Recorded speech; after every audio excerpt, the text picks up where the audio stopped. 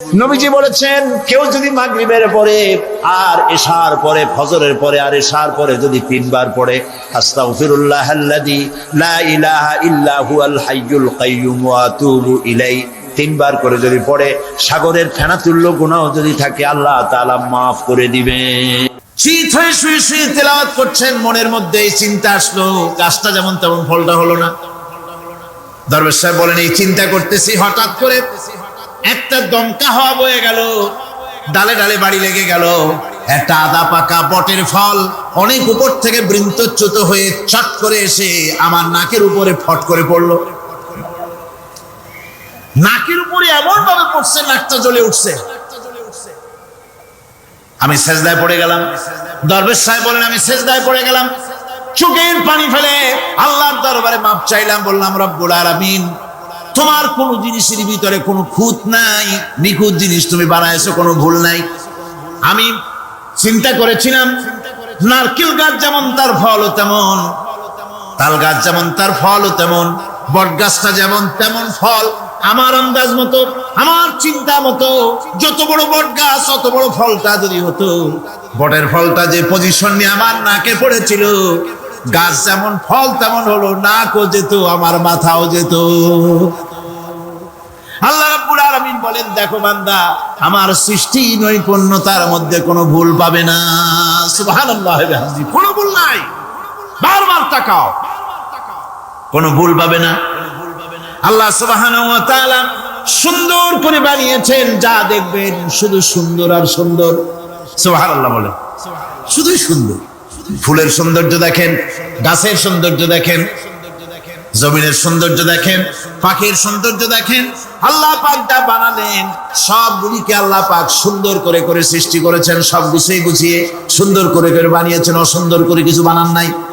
ফুল দেখতে কত সুন্দর, ফুলের থেকে ফল হয়, সে ফল হওয়ার জন্য ফুলের পুংকেশর আর স্ত্রী কেশরের মিলন ঘটতে হয়।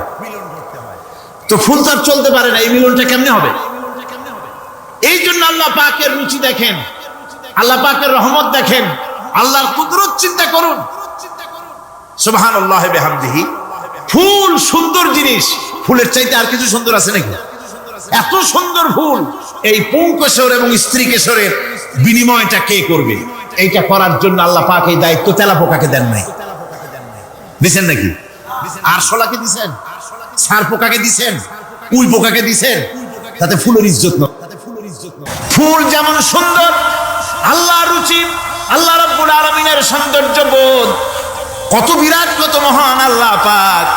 ফুল যেমন সুন্দর, ওই সুন্দর ফুলের উপরে তেলাপোকা পড়লে ফুলের সৌন্দর্য নষ্ট হবে। এজন্য আল্লাহ পাক ফুল যেমন সুন্দর, ওই পুংকেশর আর স্ত্রী কেশরের মিলন ঘটাবার জন্য রব্বুল আলামিন সুন্দর প্রজাপতির ব্যবস্থা করেছেন। ফুল যেমন সুন্দর, প্রজাপতিও সুন্দর। প্রজাপতির ডানায় কোন শিল্পী কোন তুলি দিয়ে এত রং লাগালো! সুবহানাল্লাহ বিহামদিহি, সুবহানাল্লাহ বিহামদিহি। কি সুন্দর প্রজাপতি আল্লাহ তৈরি করলেন। আল্লাহ পাক বলছেন, এমনি সুন্দর করে বানালাম, মানুষ বানাইছি, সে মানুষের সৌন্দর্য দেখো। দুইটা চোখ দিলাম দেখার জন্য, চোখ কি জন্য? এখন এই চোখ দুইটা যদি কুমিরের মতো আল্লাহ গোল বানাই দিত, চোখ গোল এইরকম কুমিরের মতো দেখতে বিশ্রী হতো।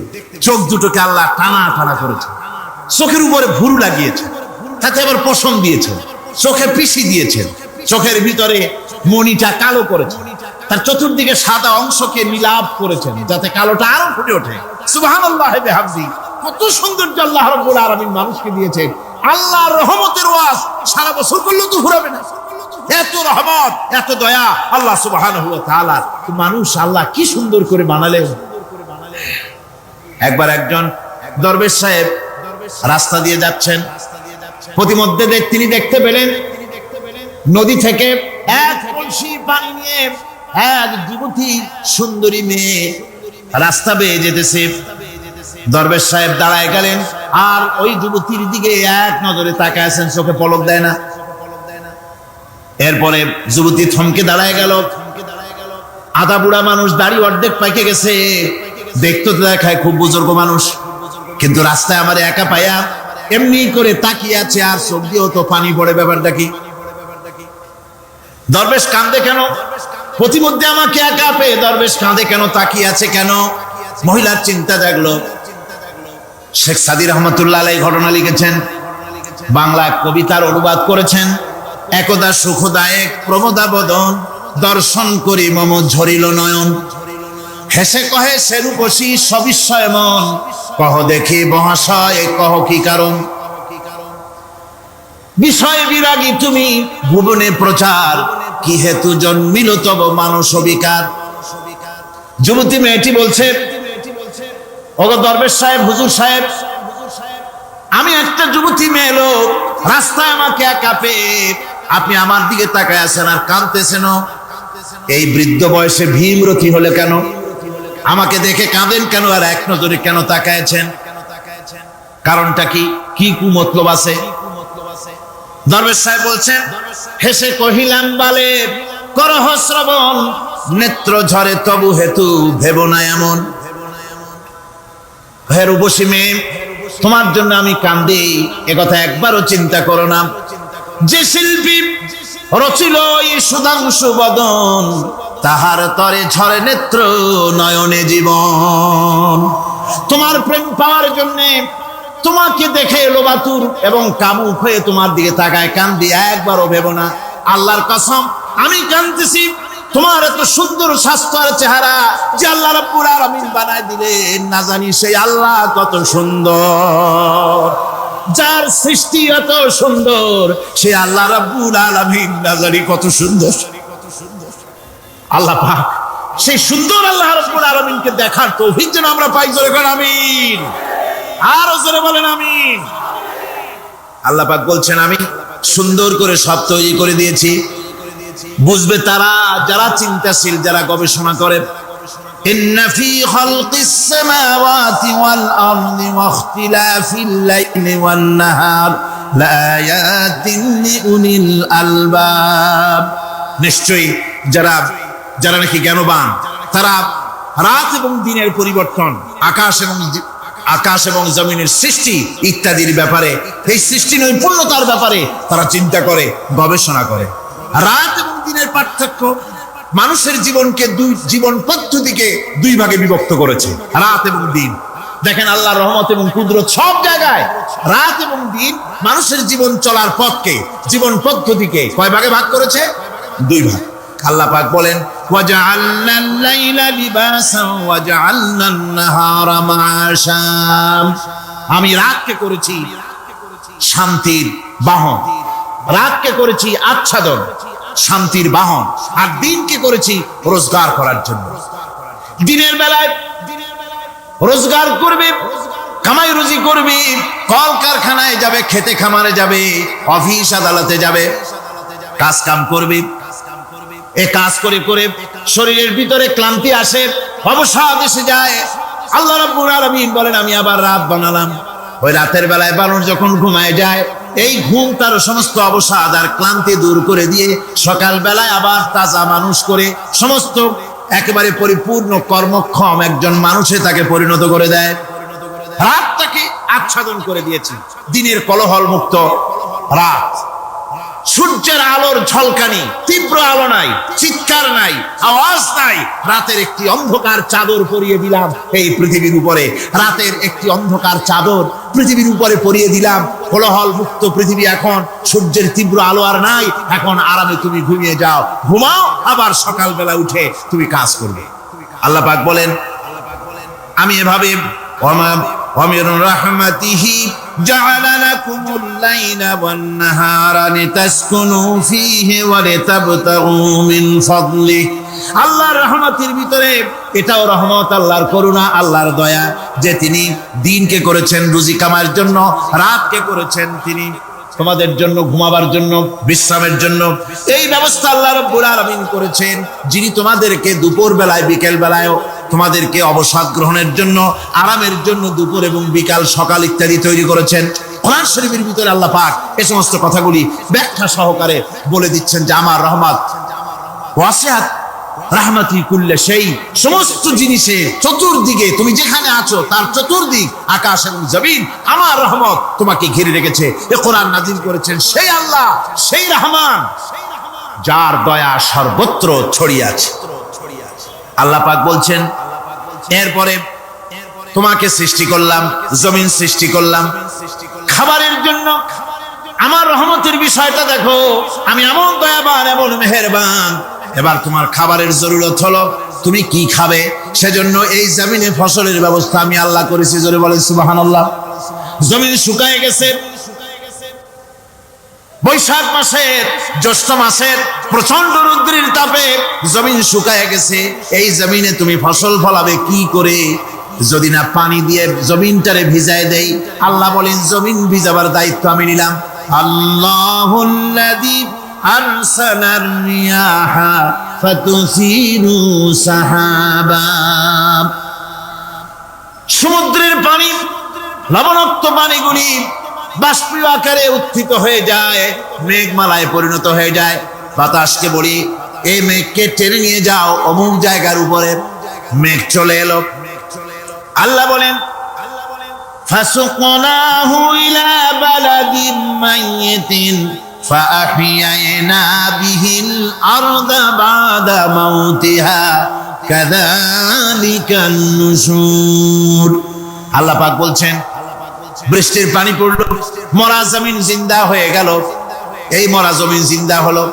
এরপরে তুমি বীজ বপন করলে, ধান বপন করলে, গম বপন করলে, মাটির খাসলাত হলো সব পচায় দেওয়া। মাটির খাসলাত কি?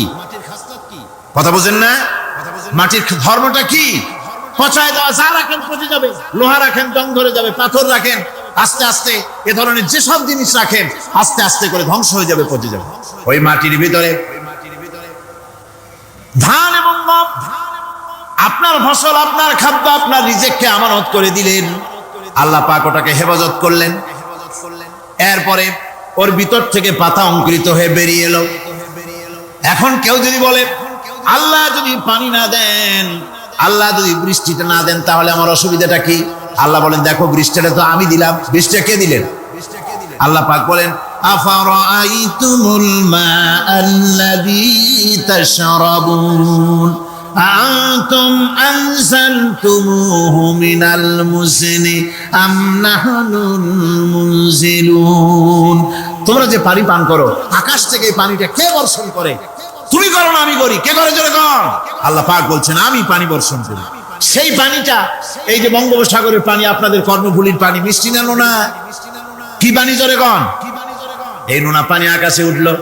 আল্লাহ পাক বলেন, ইচ্ছে যদি করতাম, লাউ নাশাউ জাআলনাহু জাজান ফালাউলা তাশকুরুন। পানি উঠালাম, নোনা পানি, ইচ্ছে করলে লবণাক্ত অবস্থায় অবতীর্ণ করে দিতে পারতাম, জমিনের ফসল সব নষ্ট হয়ে যেত। কিন্তু আমি নোনা পানি উঠায়া ওই পানিগুলিকে মিষ্টি করে আমি নাজিল করে, জোরে কান সুবহানাল্লাহ, মিষ্টি পানি অবতীর্ণ করে দিলাম। এখন মানুষ বলে, আল্লাহ পানি না দিলে কি হইতো?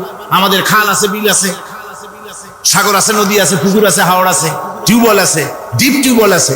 আল্লাহ বৃষ্টি না দিলে তো কি হয়ে গেল আমাদের?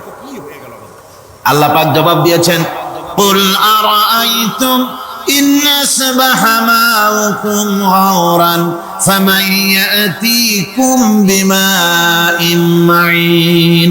বলো দেখি, সবে শুকাইয়া যদি যায় এই জমিনের পানি, তাহলে হেথায় তটডির ধারা কে দিবে সবারে আনি?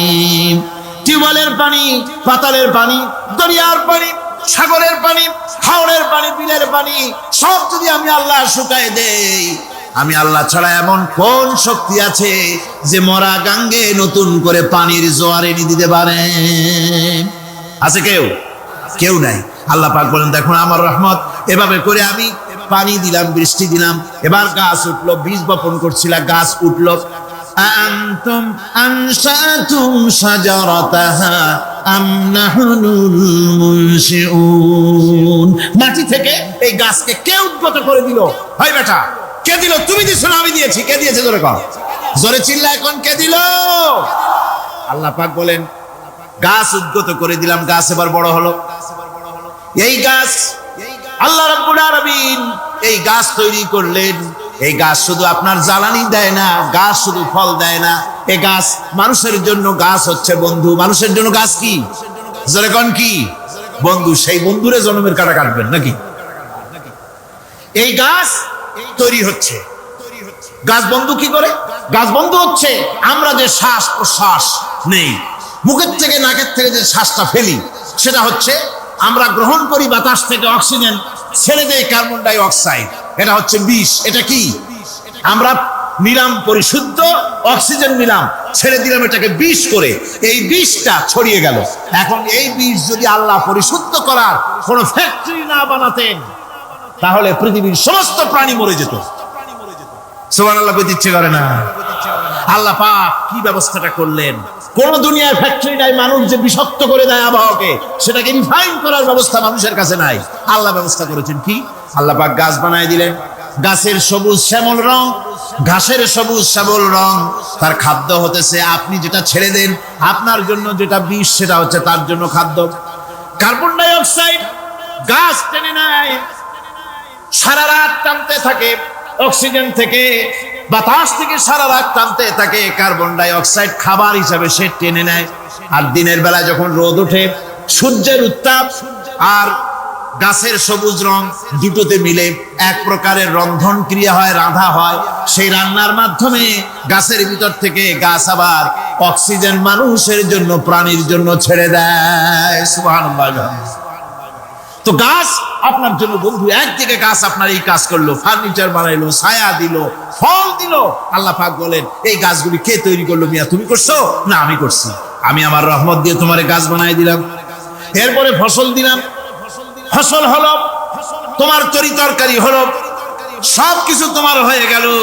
এবার ফসল দেখা মানুষে যখন দেখে জমিনে বড় বড় ধানের গোছা হয়েছে, মোটা মোটা ধানের গোছা হয়েছে, মোছে তখন তেল মাখার নতুন নতুন গানের আয়োজন করে।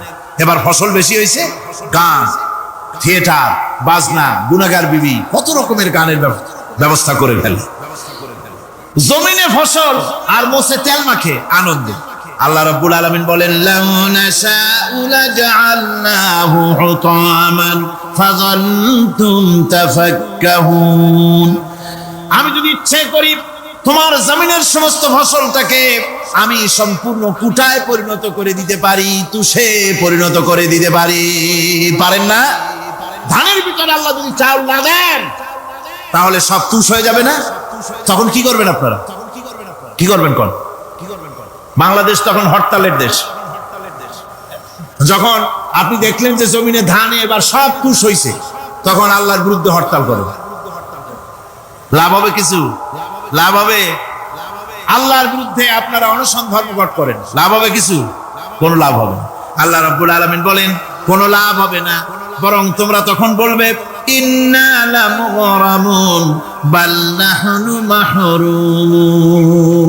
কপালে তখন আঘাত করবে, পরাঘাত করতে থাকবে আর বলবে যে আরে কপাল পোড়া হয়ে গেলাম, হতভাগ্য হয়ে গেলাম, বঞ্চিত হয়ে গেলাম, আল্লাহর রহমত থেকে সর্বনাশ হয়ে গেল। তখন কপালে আঘাত করা ছাড়া আর কিছুই করতে পারবে না। আল্লাহর বিরুদ্ধে মিছিল চলে না, সমাবেশ চলে না, বিক্ষোভ চলে না, হরতাল চলে না।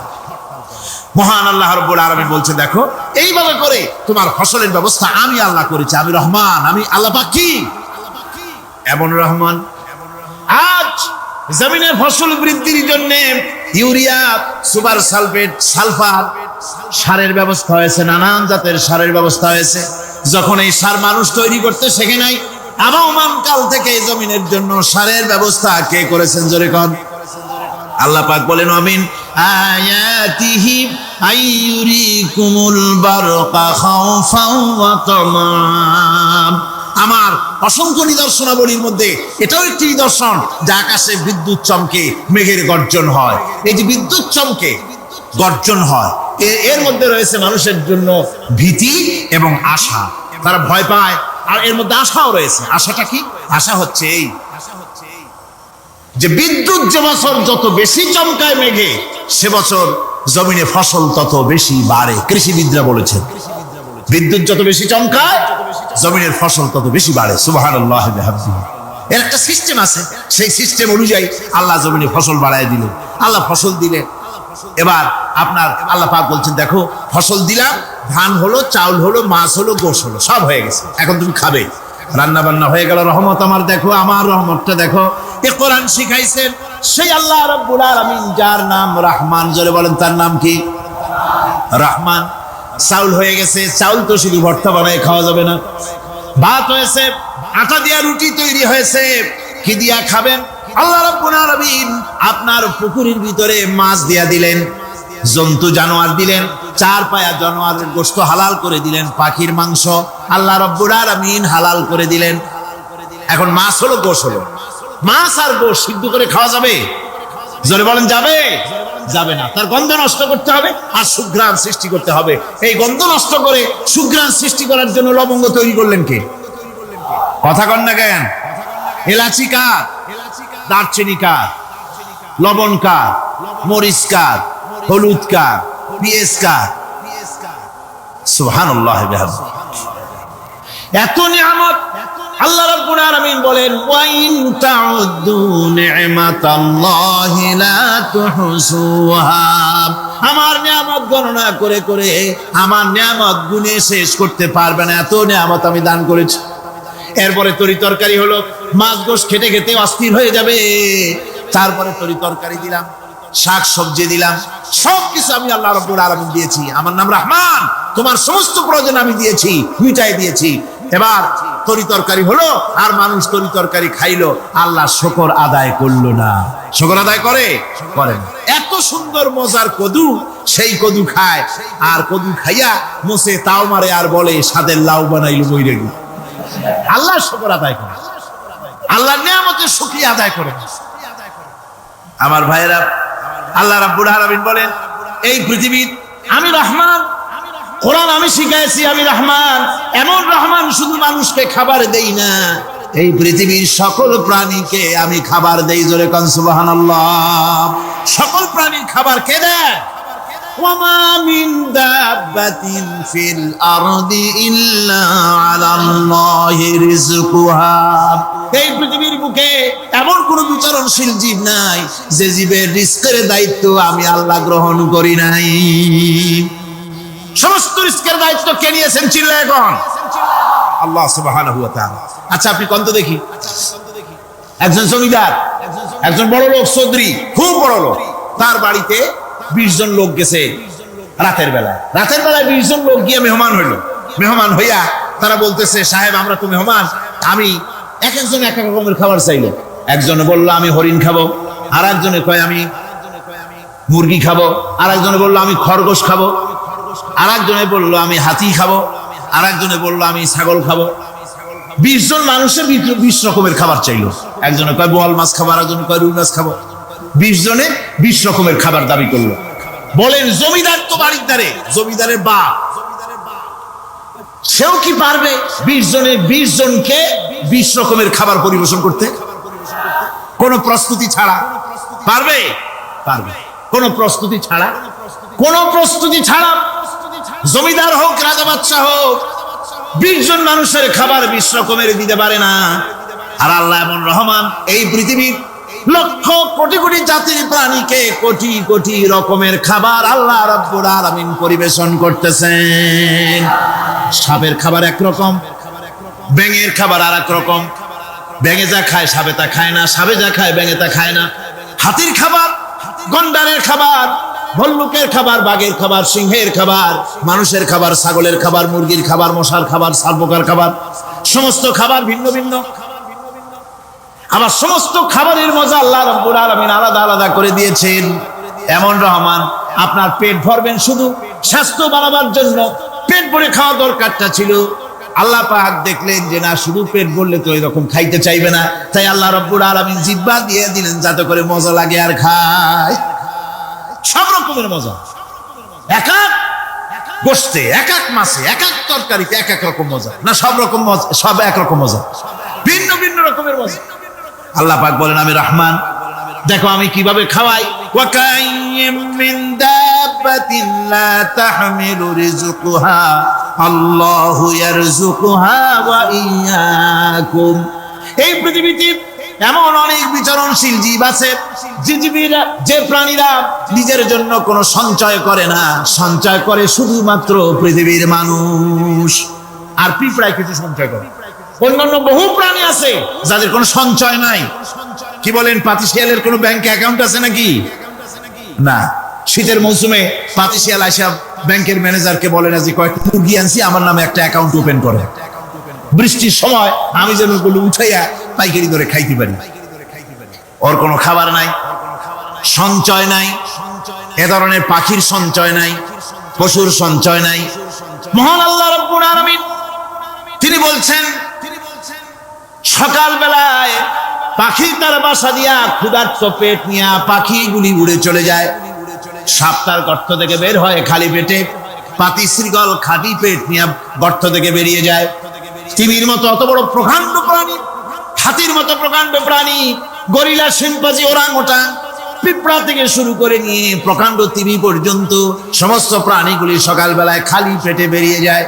সারাদিন ঘোরাঘুরির পর আল্লাহ সুবহানাহু ওয়া তাআলা বলেন, সন্ধ্যাবেলায় সমস্ত প্রাণীর পেটগুলি ভরে আমি আল্লাহ তাদের বাসায় ফিরাইয়া দেই। আমি রহমান, এভাবে করি আমি আল্লাহ রাব্বুল আলামিন। খাবারের বন্দোবস্ত করি, পড়ার বন্দোবস্ত করি, থাকার ব্যবস্থা করি। ইয়া আইয়ুহান নাসু যকুরু নি'মাতাল্লাহি আলাইকুম হাল মিন খালিকিন গায়রুল্লাহ ইয়ারযুকুকুম মিনাস সামাই ওয়াল আরদ। ও পৃথিবীর মানুষেরা, ওই আল্লাহর স্মরণ করো, আল্লাহর নিয়ামতের শুকরিয়া আদায় করো যে আল্লাহ তোমাকে আকাশ থেকে জমিন থেকে রিজিক দেন। ওই আল্লাহ ছাড়া আছে কি কেউ যে তোমাকে আকাশ থেকে রিজিক দেয়, জমিন থেকে রিজিক দেয়? লা ইলাহা ইল্লা হুয়া ফান্না তুফাকুন। ওই আল্লাহ ছাড়া কোনো ইলাহা নাই, কেন তোমরা বিভ্রান্ত হও? সে আল্লাহর দিকে ফিরে আসো। আল্লাহ বলছেন, এভাবে আমি সমস্ত পৃথিবীর মানুষের রুজি রুটির বন্দোবস্ত করি, সমস্ত প্রাণীর রুজি রুটির ব্যবস্থা করি, আমি সেই রহমান। সুবহানাল্লাহ। ওয়া ইলাহুকুম ইলাহুন ওয়াহিদ লা ইলাহা ইল্লা হুয়ার রাহমানুর রহিম। এই হচ্ছেন তোমাদের আল্লাহ। সুবহানাল্লাহ। আল্লাহ বলছেন, ওয়া ইলাহুকুম ইলাহুন ওয়াহিদ, তিনি হচ্ছেন এক আল্লাহ, এক ইলাহ, যিনি ছাড়া কোনো ইলাহা নাই। তিনি হচ্ছেন রহমান। তিনি কি? রহমান। তিনি হচ্ছেন রহিম। তিনি তোমাদের সব কিছু ব্যবস্থা করে দিয়ে থাকেন, কোন জিনিস তোমাদেরকে বঞ্চিত করেন না। এই রহমান এমন রহমান যিনি তোমাদের সমস্ত নিয়ামত পূর্ণ করেন। আর রহমান এমন রহমান যে শুধু আপন আপন লোক দেখে তালাশ করে করে দেয় না, সকলকে দেয়। যারা নামাজ পড়ে তাদের দালান কোটা বেশি হয়, যারা তাহাজ্জুদ পড়ে তাদের ব্যাংকে টাকার অভাব নাই, যারা হজ করে যাকাত দেয় তারা টাকার জ্বালায়, পয়সা কড়ির জ্বালায় অস্থির। এরকম নাকি? না, বরং নামাজ রোজা হজ যাকাত যারা করে বেশি খাঁটি মুসলমান, তাদের অভাব অভিযোগ আরো বেশি। যাদের কাছে নামাজ নাই, রোজা নাই, আল্লাহ পরকালের চিন্তা নাই, তাদের টাকা পয়সা, সোনা দানা, জায়গা জমিন, সৌন্দর্য, সুখ আর আরো অনেক বেশি। বরং এদের কম। আপন লোকের চাইতে শত্রুকে বরং আল্লাহ পাক বেশি দেন। আপন লোক মানে যারা দিনদার, ইমানদার, পরহেজগার, নামাজি, এরা বরং কম পায়, ওরা বরং বেশি পায়। এমন কেউ নাই পৃথিবীতে শত্রুকে ডেকে বলবে আয় তোরেও দেই, কেউ নাই। একমাত্র আল্লাহ রাব্বুল আলামিন যিনি সকলকে দেন। এই পৃথিবীর কোন মূল্য আল্লাহ রাব্বুল আলামিনের কাছে নাই, একটা মশার দানার তুল্য মূল্য নাই। সেজন্য আল্লাহ পাক সকলকে নিয়ামত দেন, সকলকে ব্যবস্থা করেন। তাই এই কোরআন শরীফ আল্লাহ পাক তার মানুষের প্রতি এত দয়া মানুষের প্রতি, যে আল্লাহ পাকের দয়াটা কার? জোরে চিল্লায় কান, দয়াটা কার? এত দয়া যে আল্লাহ পাকের মানুষের প্রতি রাস্তা চলার জন্য রাস্তা তৈরি করে দিলেন। পাহাড়ের ভিতরে মানুষ যেন হারায় না যায়, পাহাড়ের ভিতরে গিরিপথ বানালেন যিনি, মরুভূমির ভিতরে হারায় না যায় নিশানা বানালেন যিনি, সমুদ্রের ভিতরে রাতের আধারে যেন গভীর সমুদ্রে হারায় না যায়, সেজন্য মহাশূন্যের ভিতরে তারকা প্রদীপ জ্বালায়া পথের নির্দেশনা দিয়ে দিলেন যিনি, এত ব্যবস্থাপনা যিনি করলেন, সে আল্লাহ রাব্বুল আলামিন মানুষের জন্য এই পৃথিবীতে ব্যক্তি, পরিবার, সমাজ ও রাষ্ট্রে, আন্তর্জাতিক জীবনে, স্বরাষ্ট্রনীতি, পররাষ্ট্রনীতি, শিক্ষানীতি, যুদ্ধনীতি, বন্দিনীতি, তার জীবনের সমস্ত নীতিমালার ব্যাপারে আল্লাহ রাব্বুল আলামিন বুঝি কোনো দিগদর্শন দেন নাই। দিয়েছেন কিনা?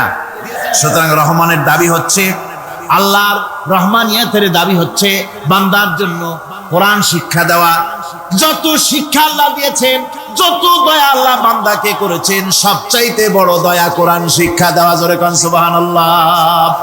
যত দয়া, যত নিয়ামত, যত রহমত আল্লাহ বান্দাকে করেছেন, তার মধ্যে শ্রেষ্ঠ রহমত, শ্রেষ্ঠ দয়া, শ্রেষ্ঠ করুণা মানুষের জন্য, আল্লাহর এই পৃথিবীর মানুষের জন্য সবচাইতে শ্রেষ্ঠ দয়া কি?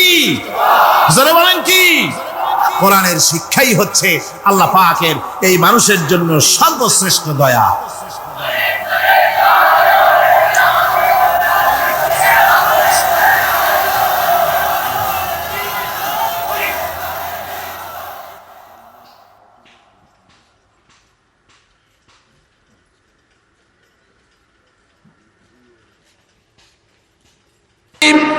মসজিদে হারামে প্রবেশ করলেন, সব নেতারা কলা পাতা কচু পাতার মতো থরথর করে কাঁপছে। হুজুর জিজ্ঞেস করলেন, ও কুরাইশের নেতারা, আমার কাছে আজকে এই ধরনের ব্যবহার তোমরা আশা করো? তারা বললেন, ওদের রূহ কি আছে ভেতরে? সব ঠোঁটের কাছে এসে গেছে। বলছে মুহাম্মদ সাল্লাল্লাহু আলাইহি ওয়াসাল্লাম, একজন উত্তম ভ্রাতা, একজন উত্তম ভ্রাতুষ্পুত্রের কাছ থেকে যে ধরনের ব্যবহার আশা করা যায়, আমরা সেই ধরনের ব্যবহার আপনার কাছে আশা করি। নবীজি বললেন, কুরাইশের নেতারা শোনো, তোমাদের ব্যাপারে আমি আজ সেই কথাই বলবো যেই কথা বলেছিলেন আমার ভাই ইউসুফ আলাইহিস সালাম মিশরের প্রেসিডেন্ট হিসেবে।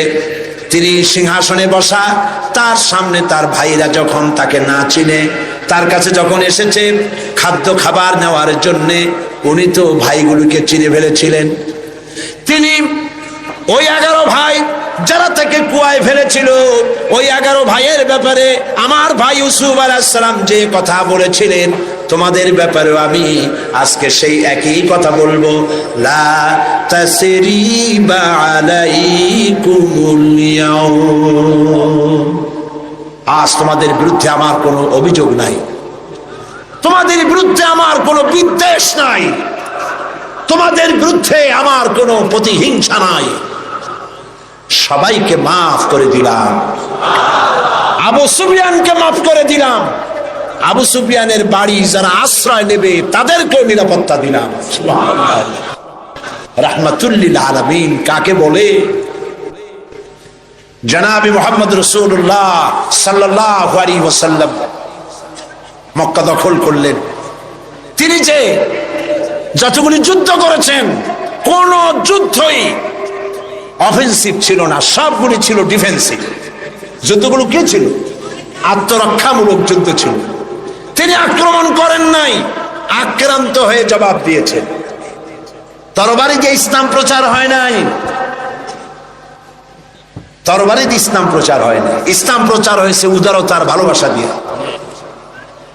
সেজন্যে বলতেছিলাম, নবী করিম সাল্লাল্লাহু আলাইহি সাল্লামের যত যুদ্ধ হয়েছে, কোন যুদ্ধ আক্রমণকারী তিনি ছিলেন না, আক্রান্ত হয়ে জবাব দিয়েছেন। এবং সমস্ত যুদ্ধে মুসলমান ছিল কম, কাফের ছিল বেশি।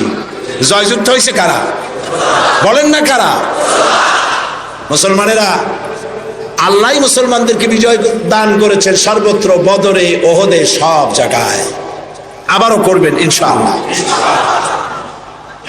ফেজায়ে বদরে पैदा कुन फरिश्ते तेरी नुसरत को उतर सकते गर्दूं से कतर अंदर कतर अब भी।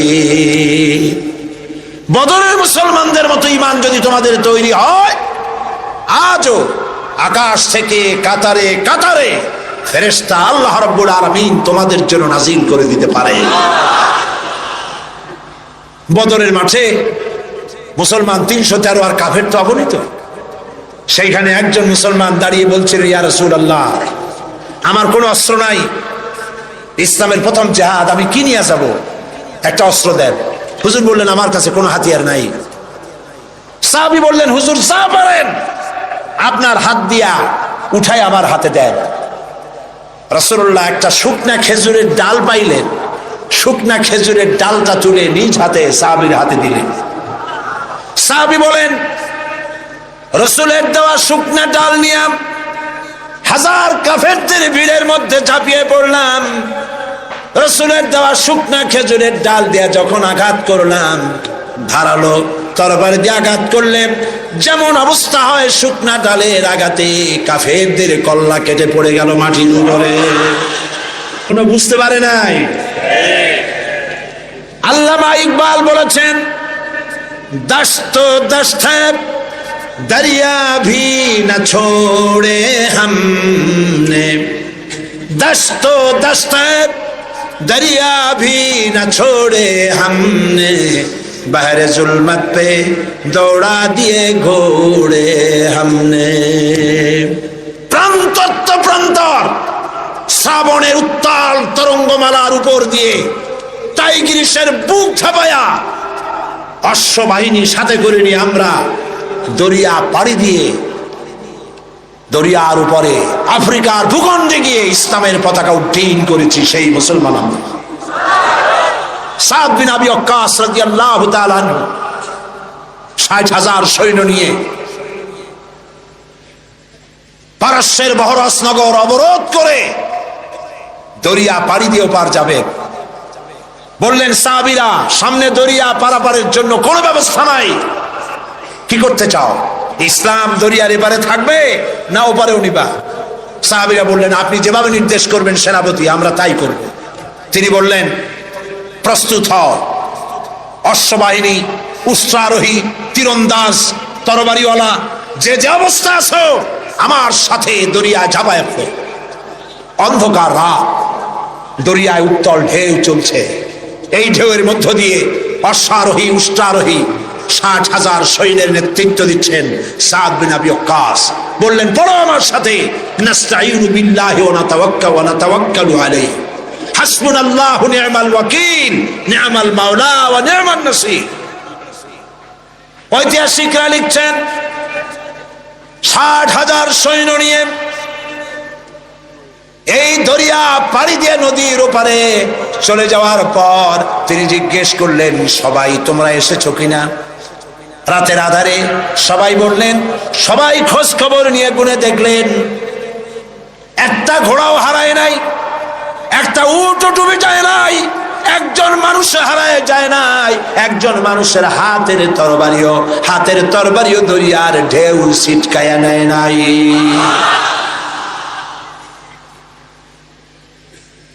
আফ্রিকার গভর্নর বুঝতে পেরেছে মুসলমানরা ঢুকেছে। সে তার সেনাপতিকে বলল, এই মুসলমানগুলির জায়গা করে দাও জঙ্গলের কাছে। জঙ্গলের ভিতরে যে সমস্ত হিংস্র প্রাণী আছে ওরাই খাইয়া শেষ করে দেবে, রাতের বেলায় যুদ্ধ করা লাগবে না, তাদেরকে ওখানে থাকতে দেওয়া হলো। হযরত সাদ বললেন, একটা মঞ্চ বানাও সাহাবীরা। একটা মস্ত মঞ্চ বানানো হলো। ইতিহাস শুনুন মুসলমান, আপনার জীবনের গৌরবোজ্জ্বল ইতিহাস মুসলমানরা ভুলে গেছে, যুবকরা ভুলে গেছে। আজকের যুবকরা চিন্তা করেছে তারা সূর্য সেনের উত্তরসূরি। আজকের যুবকরা মনে করছে তারা রবীন্দ্রনাথের উত্তরসূরি। ও মুসলমান, সূর্য সেনের উত্তরসূরি তোমরা নও, তোমরা শহীদ তীতমণির উত্তরসূরি, শাহজালালের উত্তরসূরি, খান জাহানের উত্তরসূরি, খালিদ বিন ওয়ালিদের উত্তরসূরি। মঞ্চের উপরে উঠে দাঁড়ালেন, মঞ্চ নির্মিত হয়ে গেল। হযরতে সাদ মঞ্চের উপরে দাঁড়িয়ে জঙ্গলের দিকে তাকিয়ে বললেন,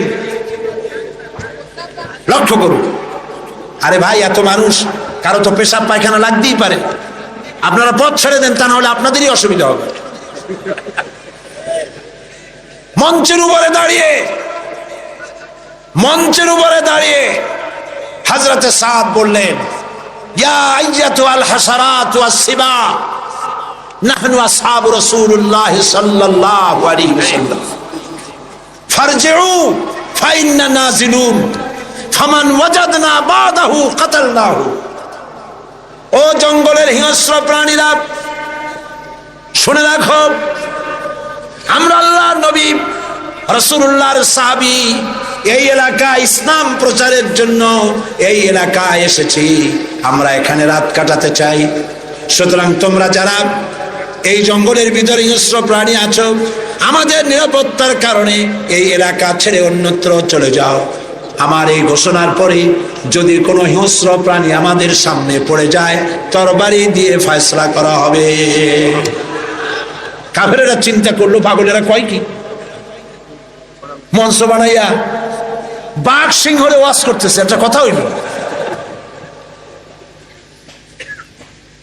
কাফেরেরা দেখলো হযরত সাদের বক্তৃতার পরে মানুষের চক্ষু বিস্ফারিত করে জঙ্গলের ভিতর থেকে সিংহের লাইনে সিংহ, বাঘের লাইনে বাঘ, সাপের লাইনে সাপ, যার যার আন্ডা বাচ্চা মুখে নিয়ে লাইন করে জায়গা ত্যাগ করে চলে গেল। সেই মুসলমান আমরা, আবার সেই দিন ফিরে আসতে পারে, ফিরে আসবে ইনশাআল্লাহ। বলি ইনশাআল্লাহ। মুসলমান জীবন দিতে জানে, জীবন দিতে জানে। মুসলমান তাদের ঈমান নষ্ট করতে পারবে না। আমরা আর কিছু পারবো না, এদেশে বসে দোয়া তো করতে পারবো না, তাও পারবো না, তাও পারবো না। কেন? দুদায়েব, চেচনিয়ার প্রেসিডেন্ট দুদায়েব, তিনি রাশিয়ার আক্রমণে যখন চেচনিয়া তছনছ হয়ে যাচ্ছিল, তখন তিনি একটা নিউজ ইন্টারনেটে পাঠিয়েছিলেন। দৈনিক ইনকিলাব পত্রিকায় সেই খবরটা ছাপা হয়েছিল। তিনি বলেছিলেন, ও পৃথিবীর মুসলমানেরা, রাশিয়া আমাদের মারতেছে, আমাদের খাবার নাই, পড়ার নাই, প্রতিদিন আমরা মরছি। তোমরা আমাদেরকে খাবার দিলে না, আমাদেরকে অস্ত্র দিলে না, আমাদেরকে টাকা দিলে না, আমাদেরকে কিচ্ছু দিলে না, আমাদের পক্ষে কথাও বললে না। ও পৃথিবীর মুসলমানেরা, আচ্ছা এইটুকুনও কি করতে পারো না যে গভীর রাত্রে 2 রাকাত তাহাজ্জুদের নামাজ পড়ে আল্লাহর কাছে 2টি হাত উঁচু করে এ কথাও কি বলতে পারো না যে আল্লাহ, ও আল্লাহ, তুমি তো সেই আল্লাহ যে বদরের মাঠে ফেরেশতা দিয়া সাহায্য করেছিলে, তুমি তো সেই আল্লাহ যে ফেরেশতা দিয়া ওহদে সাহায্য করেছিলে। ও আল্লাহ, তুমি দয়া করে সেই ফেরেশতাগুলি দিয়ে চেচনিয়ার মুসলমানদেরকে সাহায্য করো। ও পৃথিবীর মুসলমান, এটুকুনও কি করতে পারো না আমাদের জন্য? আজ আফগানের মুসলমানেরাও তাদের কথা, তাদের খবর ছড়ায় না। ওরা মারে, এটা ছড়ায়, কিন্তু এরা কত মারে সেইটা বলার মতো, সেইটা নিউজ দেওয়ার মতো নিউজ মিডিয়াও তাদের হাতে নাই। তাদের সাহায্য করার জন্য আল্লাহ ছাড়া কেউ নাই। এই জন্য আজ প্রাণ ভরে দোয়া করতে হবে আফগানের মুসলমানদের জন্য। আমি বাংলাদেশের এক ছোট্ট ব্যক্তি, আল্লাহর এক নগণ্য গোলাম। আমি বিশ্বাস করি, মনে প্রাণে বিশ্বাস করি, আজ হোক কাল হোক, কাবা শরীফ ভাঙতে এসে আব্রাহার যে দশা করেছিলেন আল্লাহ, আফগানিস্তানের বুকে বুশের সেই দশা আল্লাহ করে দিবেন। বুশ হবে ইতিহাসের শেষ আব্রাহা ইনশাআল্লাহ।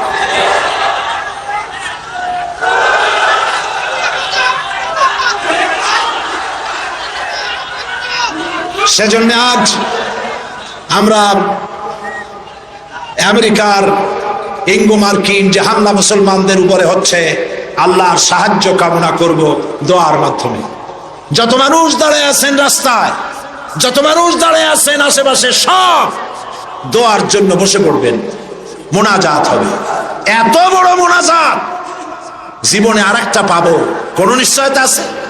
যে যেখানে দাঁড়াইছে বসা মানুষেরা বসায় দেন। এত বড় মোনাজাত যার কপালে নাই সে তো কপাল মোড়া। যে যেখানে দাঁড়িয়েছে বসায় দেন, আর জোরে সোরে জিকির করেন সাল্লাল্লাহু আলাইহি ওয়াসাল্লাম। তার সম্পর্কে সূরা নাহলের মধ্যে আল্লাহ পাক বলেছেন, নবুয়ত রিসালাত সম্পর্কে আল্লাহ পাক কথাটা এভাবে বলেছেন, وعلى الله قصد السبيل ومنها جائر ولو شاء لهداكم أجمعين। আর সোজা রাস্তা বলে দেওয়ার দায়িত্ব আমার, যেখানে রয়েছে অসংখ্য বাঁকা পথ, আর আমি ইচ্ছে করলে গোটা পৃথিবীর সমস্ত মানব মণ্ডলীকে হেদায়েত করে দিতে পারতাম। সোজা রাস্তা বলে দেওয়ার দায়িত্ব আমার, সেই সোজা রাস্তা বলে দেওয়ার দায়িত্ব আল্লাহ নিজে গ্রহণ করে নবীদের পাঠিয়েছেন।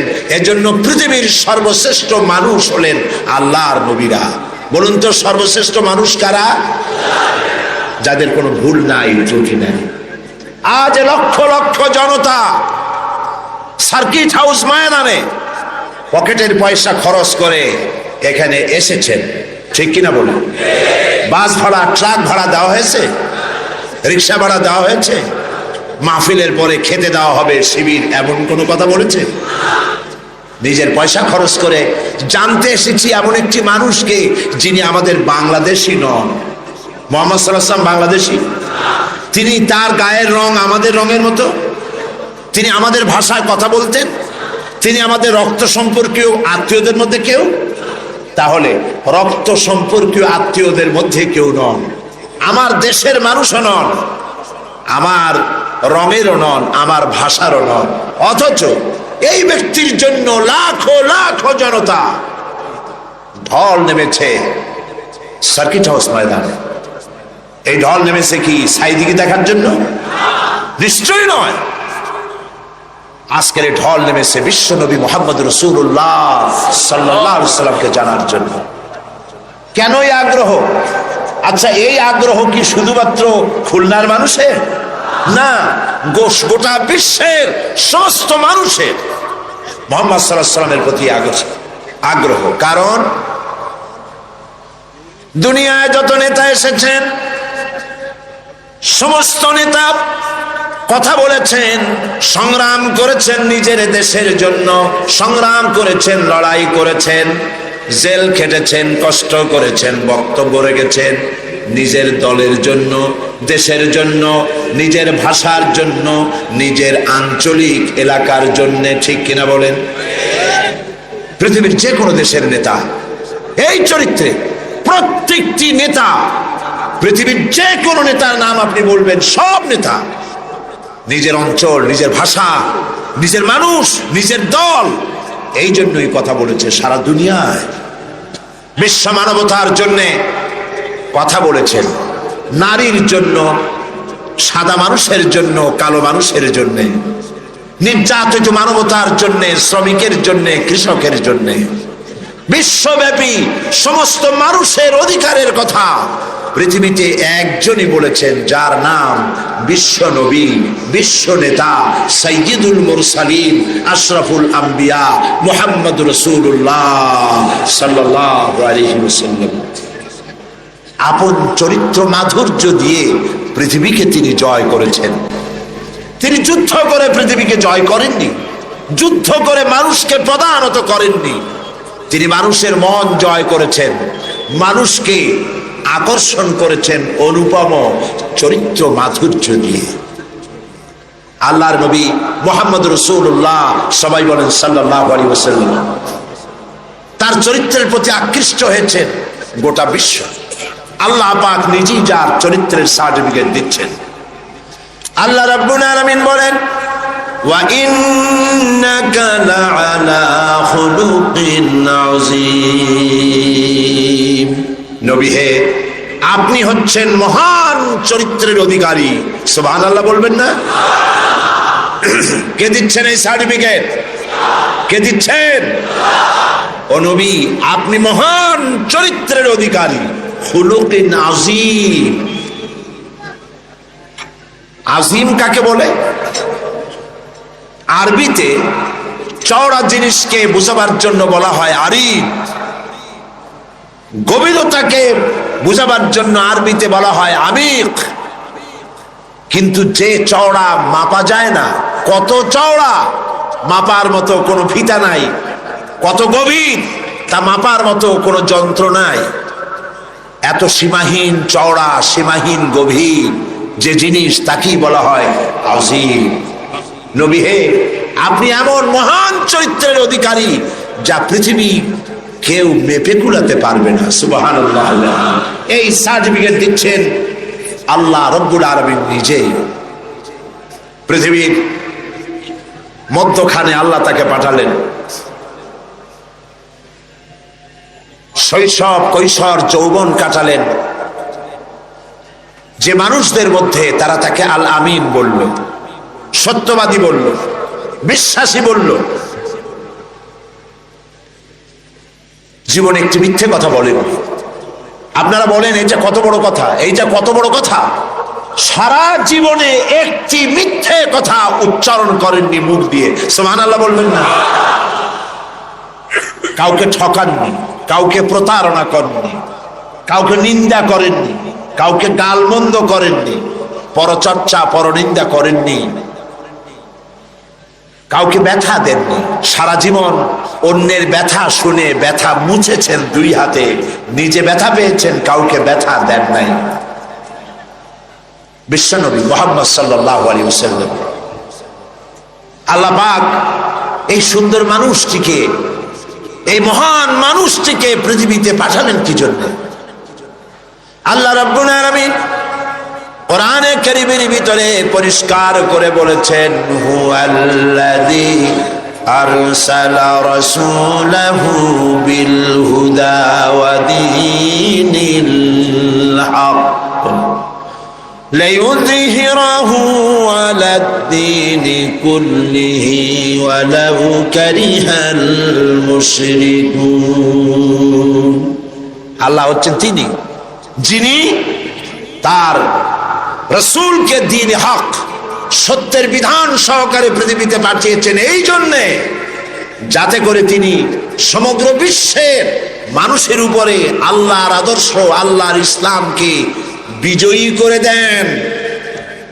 তাতে যদিও তাতে এ বিষয় কাফেরদের কাছে অসহনীয়, কাফেরদের কাছে তা যতই অসহনীয় হোক, আল্লাহ পাক নবীকে এজন্য পাঠিয়েছেন পৃথিবীর মানব রচিত সকল মতবাদের উপরে আল্লাহ পাকের নবী বিজয়ী করে দেবেন। কোনটাকে? আপনারা শুনতেছেন না বোধহয় ঠিক মতো। কোনটাকে? ইসলাম। ইসলামকে বিজয়ী আদর্শে পরিণত করার জন্য আল্লাহ পাক তার রাসূলকে পৃথিবীর বুকে পাঠালেন। নবী করিম সাল্লাল্লাহু আলাইহি ওয়াসাল্লাম দ্বীনের দাওয়াত শুরু করেছেন। 40 বছর বয়সের সময় নবুয়ত পেলেন। উতর কর গারে হেরা সে সুয়ে কওম আয়া, উতর কর গারে হেরা সে সুয়ে কওম আয়া, और एक नुस्खे की बियासत लाया। হেরা পাহাড় থেকে নবী করিম সাল্লাল্লাহু আলাইহি ওয়াসাল্লাম নেমে আসলেন, হাতে আনলেন পরশ পাথর। সেই পরশ পাথরের নাম হচ্ছে কোরআন শরীফ। সুবহানাল্লাহ বলুন। এই পরশ পাথরের সংস্পর্শে যারাই এলো, আল্লাহ রাব্বুল আলামিন তাদেরকে সোনা, লোহাগুলিকে সোনা বানায় দিলেন, কয়লার খণ্ডগুলিকে হীরক খণ্ডে পরিণত করে দিলেন। নবী করিম সাল্লাল্লাহু আলাইহি ওয়াসাল্লাম কাবা শরীফের পাশে বসে তেলাওয়াত করছেন। আবু জাহেল, আবু লাহাবরা, যারা মুহাম্মদ সাল্লাল্লাহু আলাইহি ওয়াসাল্লামকে বলতো আল আমিন, বলতো সাদেক, বলতো, তারা এখন আর এই সম্বোধন করতে রাজি নয়। তারা বুঝতে পেরেছে তাদের আদর্শের দিন শেষ, তাদের নেতৃত্বের দিন শেষ। মুহাম্মদ সাল্লাল্লাহু আলাইহি ওয়াসাল্লাম নতুন এক আদর্শ নিয়ে এসেছেন, এই আদর্শের কাছে যেন কেউ না যেতে পারে। সেই জন্য তারা বলল মুহাম্মদ সাল্লাল্লাহু আলাইহি ওয়াসাল্লাম পাগল হয়ে গেছে। বলেন নাউজুবিল্লাহ। নবী করিম সাল্লাল্লাহু আলাইহি ওয়াসাল্লামকে পাগল বলা হলো। রাসূলকে যদি পাগল বলা হয়, আঘাত লাগে কোথায়? আল্লাহর অস্তিত্বে আঘাত লাগে। ওরা মুহাম্মদ সাল্লাল্লাহু আলাইহি ওয়াসাল্লামকে পাগল বলল, আল্লাহ পাক জবাব দিবেন। আল্লাহ রাব্বুল আলামিন কাফিরদের এই গালির জবাবে আল্লাহ পাক শোনায় দিলেন, ওয়া মা সাহিবুকুম বিমাজনুন, তোমাদের সাথী পাগল নন। তোমাদের সাথী সারা জীবন তোমরা যার সাথে ছিলে, পাগলামির কি দেখলে? আসল পাগল কারা তা খুব শীঘ্রই প্রতীয়মান হবে, সকলের সামনে স্পষ্ট হবে। প্রিয় ভাই সব, হজের মৌসুম এলো। মুহাম্মদ সাল্লাল্লাহু আলাইহি ওয়াসাল্লাম কাবা শরীফের পাশে বসে তেলাওয়াত করছেন। তখনও তার নাম চতুর্দিকে ছড়ায় নাই। ওরা ছড়াচ্ছে পাগল বলে, জেনে ধরা রুগী বলে, কাহেন বলে, সাহের বলে, গণক, জাদুকর, পাগল, এই সব ছড়াচ্ছে। আর আল্লাহ পাক বলছেন ওয়ারাফানা লাকা যিকরাক, ওয়ারাফানা লাকা যিকরাক, ও নবী আপনার প্রশংসার দিগন্তকে বিশ্বব্যাপী উন্মোচিত করে দেব আমি আল্লাহ রাব্বুল আলামিন। দেখেন আল্লাহর হিকমত। নবীর নাম, তখন তো রেডিও নাই, ওই যুগটা চিন্তা করেন, রেডিও নাই, টেলিভিশন নাই, পত্রপত্রিকা নাই, ক্যাসেট নাই, ভিসিডি নাই, সিডি নাই, ভিডিও নাই। এক জায়গার খবর আর এক জায়গায় পৌঁছতে বহুদিন লেগে যায়। আল্লাহর কুদরত দেখুন প্রচারের। হজের মৌসুমে সিরিয়া থেকে, ওমান থেকে, ইয়েমেন থেকে, বাহরাইন থেকে, কুয়েত থেকে, চতুর্দিক থেকে লোকেরা এসেছে হজের মৌসুমে। মুহাম্মদ সাল্লাল্লাহু আলাইহি ওয়াসাল্লাম তেলাওয়াত করছেন কাবার পাশে বসে। আবু জাহেল তাবুতে তাবুতে গিয়ে বলছে, এই লোকেরা শোনো, আমাদের দেশে একটা জেনে ধরা রুগী, আপ পাগলা টাইপের লোক, নাম তার মোহাম্মদ। বলেন নাউযুবিল্লাহ। ও গালি দিয়ে শোনাচ্ছে, লোকটি পাগল হয়েছে। ওই যে দেখা যায় কি যেন পড়তেছে, তার কাছেও যাবে না, শুনবাও না কি বলে। এরা তো নাম জানতো না, আবু জাহেল নামটা শোনাই দিয়েছে। লোকেরা মনে করলো এরা হলো কুরাইশদের নেতা। পাগলের কাছে যেতে নিষেধ করেছে, কি বলে তা শুনতে নিষেধ করেছে। ঠিক আছে, শুনবো না। কানের মধ্যে 2 আঙ্গুল ঢুকাই দিছে, কিন্তু পাগলটা কেমন তা তো একটু দেখে আসে। এরা পাগল দেখতে গিয়েছে। কাবার পাশে এসে নবীজির চেহারা মোবারকের উপরে যখন নজর পড়েছে, নিজেদের মুখ থেকে বেসাখতা স্বাগতোক্তি নিজেদের মুখ থেকে বেরিয়ে গেল, পাগল কি এত সুন্দর হয়? আমরা তো পাগল দেখেছি আমাদের দেশে, মাথার চুল থাকে উস্কো খুস্কো, দাঁতে থাকে ময়লা, জামার বোতাম নিচেরটা থাকে উপরে, কাপড় চোপড় অবিন্যস্ত। পাগল তো আমরাও দেখেছি। এত সুন্দর মানুষ, তা কি কোনোদিন পাগল হতে পারে? কত সুন্দর। যার কথা আপনারা শুনতে এসেছেন, গৌতম বুদ্ধ বলেন, শ্রীকৃষ্ণ বলেন, কনফুসিয়াস বলেন, জরথুস্ট্র বলেন, গুরু নানক বলেন, পৃথিবীর কোন নেতার জীবন ইতিহাস ঐতিহাসিক ভিত্তি নাই। জীবনের 2-4টা ঘটনা আছে মাত্র, আর কিছু নাই। টেস্ট করুন, পড়েন, পড়াশোনা করেন। পৃথিবীর যত নেতা আছে, সমগ্র জীবনের কাহিনী খুঁজে পাওয়া যাবে না।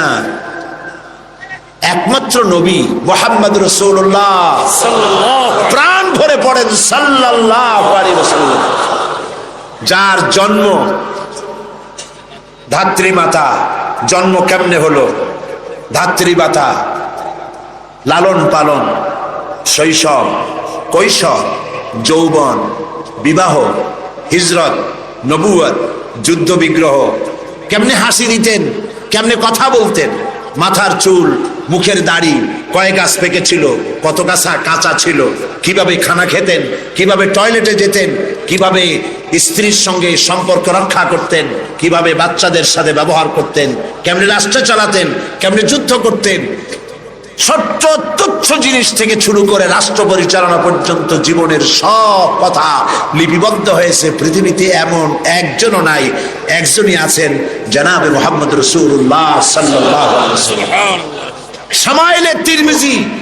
শামাইলে তিরমিজি বাংলা হয়ে গেছে। মেহেরবানি করে পড়েন, মেহেরবানি করে পড়েন, পড়ে দেখুন রাসূলুল্লাহর জীবনে কেমনে খানা খাইতেন, কেমনে হাঁটতেন, কেমনে বসতেন, কেমনে হাসতেন, কেমনে কাঁদতেন, সব লিপিবদ্ধ হয়েছে, কোনো কথা বাদ পড়ে নাই। সুবহানাল্লাহ। কারণ পৃথিবীর নেতারা তাদের জীবন 2 ভাগে বিভক্ত। একটা হচ্ছে পার্সোনাল লাইফ, আর একটা হচ্ছে প্রাইভেট, কি বলে, public life. Public character, personal character. চরিত্রটা 2 রকম, ব্যক্তিগত চরিত্র আর মানুষের সামনে দেখাবার মতো আরেকটা চরিত্র। নবী করিম সাল্লাল্লাহু আলাইহি ওয়াসাল্লামের চরিত্র এরকম ছিল না। কোন নেতা এই সাহস করবে না তার স্ত্রীকে বলার। স্ত্রীর কাছেই তার স্বামীর সমস্ত দুর্বলতা স্ত্রীর জানা থাকে। কথা ঠিক কিনা? কে সাহস করবে? তার ড্রাইভারকে বলবে, তার স্ত্রীকে বলবে, তার বন্ধুদেরকে বলবে।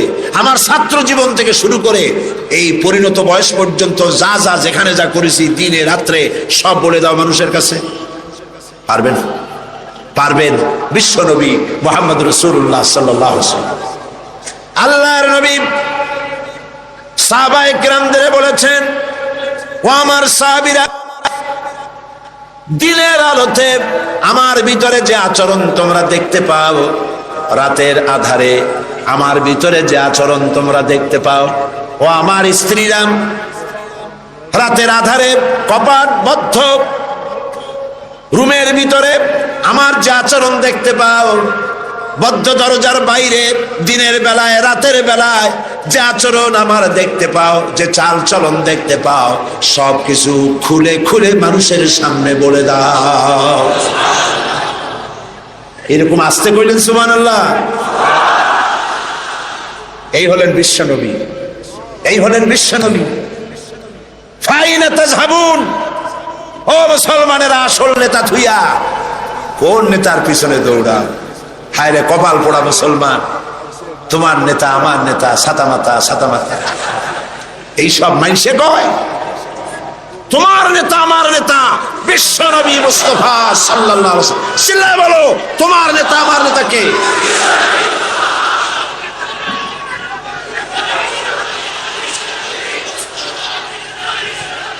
জনাবে মুহাম্মদ রাসূলুল্লাহ, জনাবে মুহাম্মদ রাসূলুল্লাহ।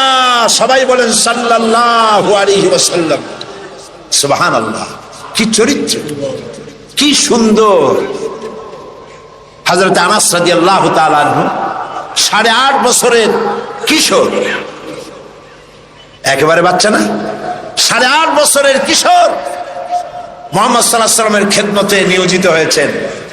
আপনারাই বলেন, 8.5 বছরের ছেলে, সে কি সব কথা বোঝে? তারা যদি বলা হয় গরম পানি আনো, সে তো ফ্রিজের পানি নিয়ে আসবে, বুঝতে পারবে না। স্যান্ডেল আনো, আনবে জুতা। বিছানা বিছাও, বিছানা উঠায় দেবে। ছোট্ট মানুষ তো, ভুল হইতেই পারে। সে আনাস রাদিয়াল্লাহু তাআলা আনহু কি বলছেন রাসূল সম্পর্কে? আহারে, হযরত আনাস বলেন, 8.5 বছর বয়স থেকে নিয়ে একটানা 10 বছর পর্যন্ত নবী মুহাম্মদ রাসূলুল্লাহ সাল্লাল্লাহু আলাইহি ওয়াসাল্লামের খাদেম হিসেবে হুজুরের সাথে থাকার সৌভাগ্য আমার হয়েছিল। 10টি বছরের ভিতরে একটি বারের জন্য আল্লাহর নবী আমাকে চোখ রাঙাইয়া ধমকের সুরে একবারও বলেন নাই, আনাস এটা কেন করেছো অথবা এটা কেন করো নাই।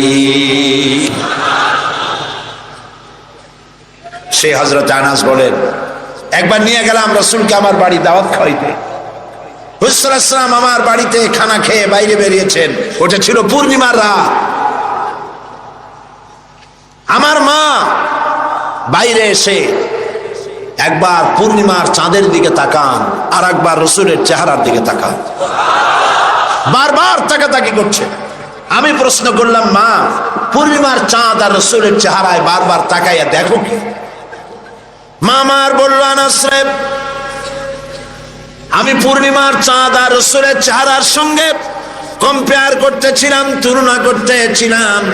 আমার মনে হলো নবীজি যখন ঘরের থেকে বাইরে নেমেছেন, নবীজির চেহারার সামনে, নবীজির চেহারার সৌন্দর্যের সামনে পূর্ণিমার চাঁদ যেন ম্লান হয়ে গিয়েছে। পূর্ণিমার চাঁদের মধ্যে কলঙ্ক কালিমা আছে, আল্লাহর নবীর চেহারার ভিতরে কোনো কালিমা দেখতে পেলাম না। রাসূলুল্লাহর এই চেহারা দেখে বিভিন্ন দেশ থেকে আগত কাফেরেরা হুজুরের চেহারা দেখে পাগল হয়ে গেছে। তারা নিজেরাই বলতেছে, পাগলের সুরত এইরকম হয় নাকি? অসম্ভব, নিশ্চয়ই এই লোকটি পাগল নয়। আচ্ছা কি বলে শুনি। কানের মধ্যে তো আঙ্গুল দেওয়া ছিল, আঙ্গুল বাইর করে বেড়াচ্ছে। নবীজি তেলাওয়াত, হুজুর সাল্লাল্লাহু আলাইহি ওয়াসাল্লাম তেলাওয়াত করছে। ভালো কারি যারা, সুন্দর গলার আওয়াজ আল্লাহ যাদেরকে দান করেছেন, সেই সুন্দর গলার আওয়াজ দিয়ে যখন তেলাওয়াত করে কারি, কেমন লাগে? খারাপ লাগে না মজা লাগে? এই যে আব্দুর রহমান আস-সুদাইস, শেখ আব্দুর রহমান আস-সুদাইস, ইমাম খতিব মসজিদুল হারাম মক্কা আল মুকাররমা, আব্দুর রহমান আল হুজাইফি, ইমাম খতিব মসজিদ নববী শরীফ মদিনা আল মুনাওয়ারা, সুবহানাল্লাহ। এইসব কারীদের তেলাওয়াত কেমন লাগে?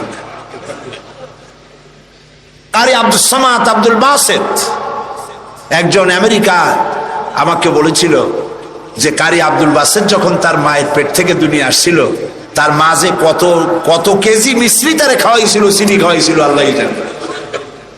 সুবহানাল্লাহ। সাধারণ মানুষের তেলাওয়াত শুনলে চোখ দিয়ে অর্থ বোঝে না, চোখ দিয়ে পানি পড়তে থাকে। কোরআনের প্রতি যাদের মহব্বত আছে, অর্থ বোঝে না, চোখ দিয়ে পানি পড়ে। এ কোনো সাধারণ কারি নয়। এখন তেলাওয়াত করতেছেন তিনি, যার উপরে কোরআন নাজিল হয়েছে। সুবহানাল্লাহ। আল্লাহর নবীর তেলাওয়াত কাফেরদের কানের মধ্য দিয়া কলিজার ভিতরে প্রবেশ করা শুরু করে দিয়েছে। বাইরের থেকে যে লোকগুলি আসলো, নবীজির মুখে তেলাওয়াত শুনে নিজেদের অজান্তেই তাদের মুখ থেকে বেরিয়ে গেল লা ইলাহা ইল্লাল্লাহু মুহাম্মাদুর রাসূলুল্লাহ। জোরে সরে পড়েন লা ইলাহা লা ইলাহা ইল্লাল্লাহ। আরো জোরে লা ইলাহা। নাই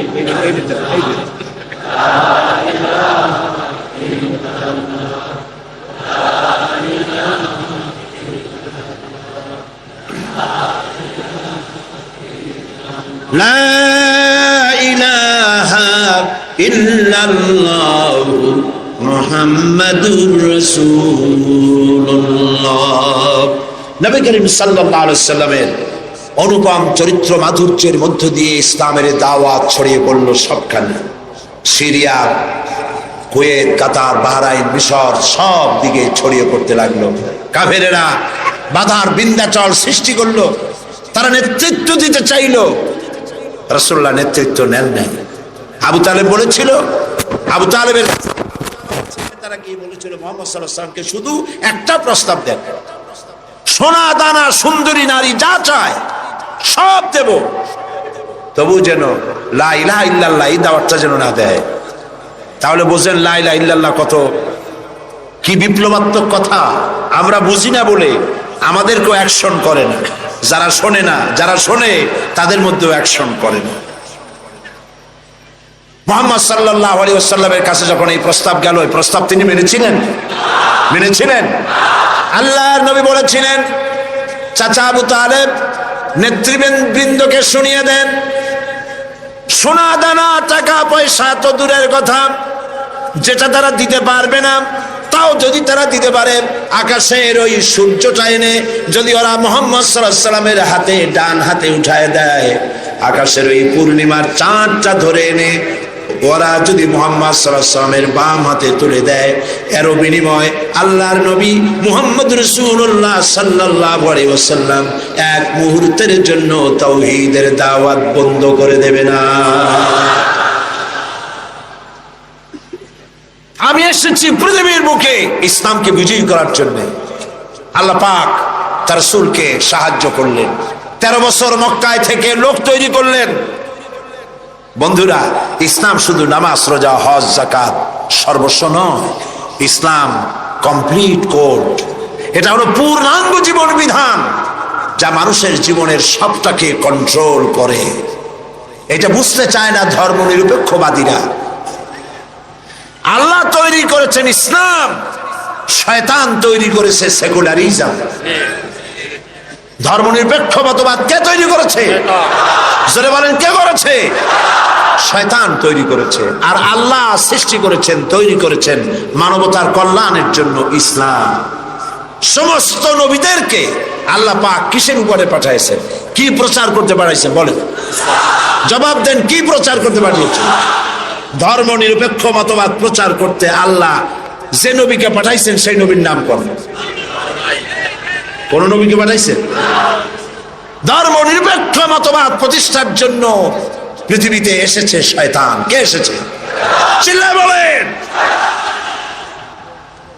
কাজী ওদের কাছে ধর্ম হলো বিপদ, ধর্ম নিরপেক্ষ মতবাদীদের কাছে ধর্ম হলো বিপদ।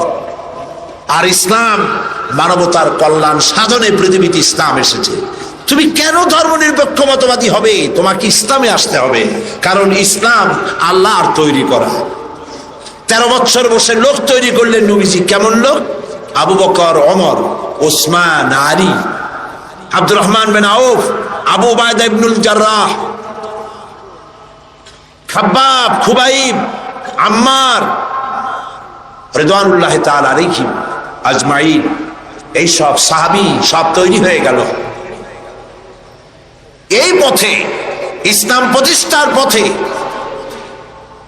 বাধা দিল বৃদ্ধরা, আর সহযোগিতা করলো যুবকেরা। তাও সুবহানাল্লাহ কইতে ইচ্ছা করে না। দেখেন নবীজি কি বলছেন। আল্লাহ নবী বলছেন, উসিকুম বিশ-শাবাবি খায়রা ফাইন্নাহুম আরাক্কু আফইদা লাকাদ বাসানি আল্লাহু বিল হানিফিয়্যাতি সামহা ফাহালাফানি আশ-শাবাব ওয়া খালাফানি আশ-শায়ুখ। ক্বালা নবী সাল্লাল্লাহু আলাইহি ওয়াসাল্লাম। আল্লাহর নবী বলেন, আমি তোমাদেরকে নসিহত করছি, যুবকদের ব্যাপারে তোমরা কল্যাণকামী হবে, কারণ আল্লাহ রাব্বুল আলামিন উদারতা সহকারে এই পৃথিবীতে দ্বীন প্রতিষ্ঠার জন্য আমাকে পাঠিয়েছেন। এ ব্যাপারে আমাকে সাহায্য করেছে যুবকেরা, আর বিরোধিতা করেছে বুড়োরা। যুবক এরাই আমাকে সাহায্য করেছে। দেখেন বিরোধিতা যারা করলো তাদের বয়স কত?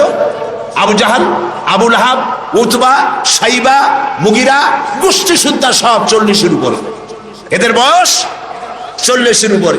আর যারা নবীকে সহযোগিতা করলেন, আবু বকর, ওমর, ওসমান, আলী, আব্দুর রহমান বিন আউফ, জুবাইর ইবনুল আওয়াম রিদওয়ানুল্লাহি তাআলা আলাইহিম আজমাইন, সব 37, 26, 17, 8.5 এইরকম করেছে। হযরত আলী যখন ইসলাম কবুল করেন বয়স ছিল 8.5 বছর মাত্র। সুবহানাল্লাহ কইতে ইচ্ছা করে না। জুবাইর ইবনুল আওয়াম, আব্দুর রহমান বিন আউফ মাত্র 17 বছরের যুবক। ওমর রাদিয়াল্লাহু তাআলা আনহু মাত্র 26 বছরের টগবগে ভরা যুবক। যুবকরা সাহায্য করেছে, বুড়োরা বিরোধিতা করেছে। তাই বলে আজকে যে সমস্ত বৃদ্ধরা এখানে আছেন তারা মন খারাপ করবেন। আমরাও কিন্তু ওই কালটা কাটায় আসছি, যৌবন কালটা, ঠিক না? আমি তো আপনাদের দলে, আমরা ওই কালটা কাটিয়ে এসেছি। তবে সেই কালটা যদি আল্লাহর দ্বীনের কাজে লেগে থাকে সেটাই হলো কিসমতের কথা। সুবহানাল্লাহ। এই সৌভাগ্য ইসলামী ছাত্র শিবিরের। আলহামদুলিল্লাহ বলি, আলহামদুলিল্লাহ বলি।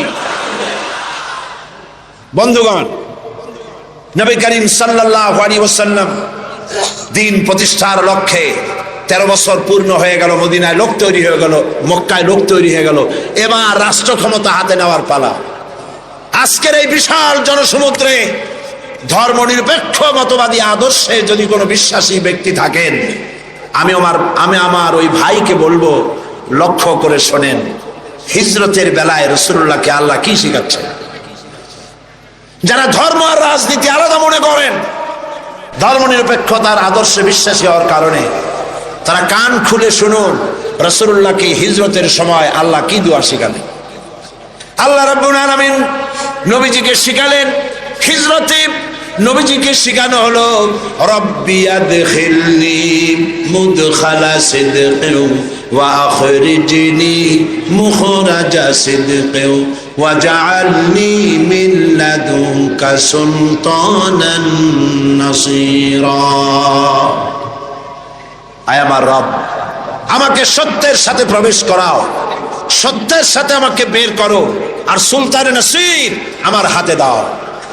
সুলতানে নাসির দুনিয়ার সব মুহাদ্দিসিন মুফাসসিরিনে কেরাম একমত, সুলতানে নাসির মানে রাষ্ট্রীয় পাওয়ার। আয় আল্লাহ, তুমি আমাকে রাষ্ট্রীয় পাওয়ার হাতে দাও, রাষ্ট্র ক্ষমতা দাও। রাষ্ট্রীয় ক্ষমতা হাতে পেলেই জনগণকে ভালো বানানো যায়, শুধু নসিহত করে মানুষকে ভালো বানানো যায় না। ঠিক কিনা বলেন? ঠিক কিনা বলেন? রাষ্ট্রীয় ক্ষমতা হাতে থাকতে হয়। রাষ্ট্রীয় ক্ষমতা যদি ভালো মানুষের হাতে থাকে মানুষ ভালো হয়, খারাপ মানুষের হাতে থাকলে মানুষ খারাপ হয়ে যায়। কারণ উপরের পানি নিচে নামে, নিচের পানি কখন উপরে যায় না।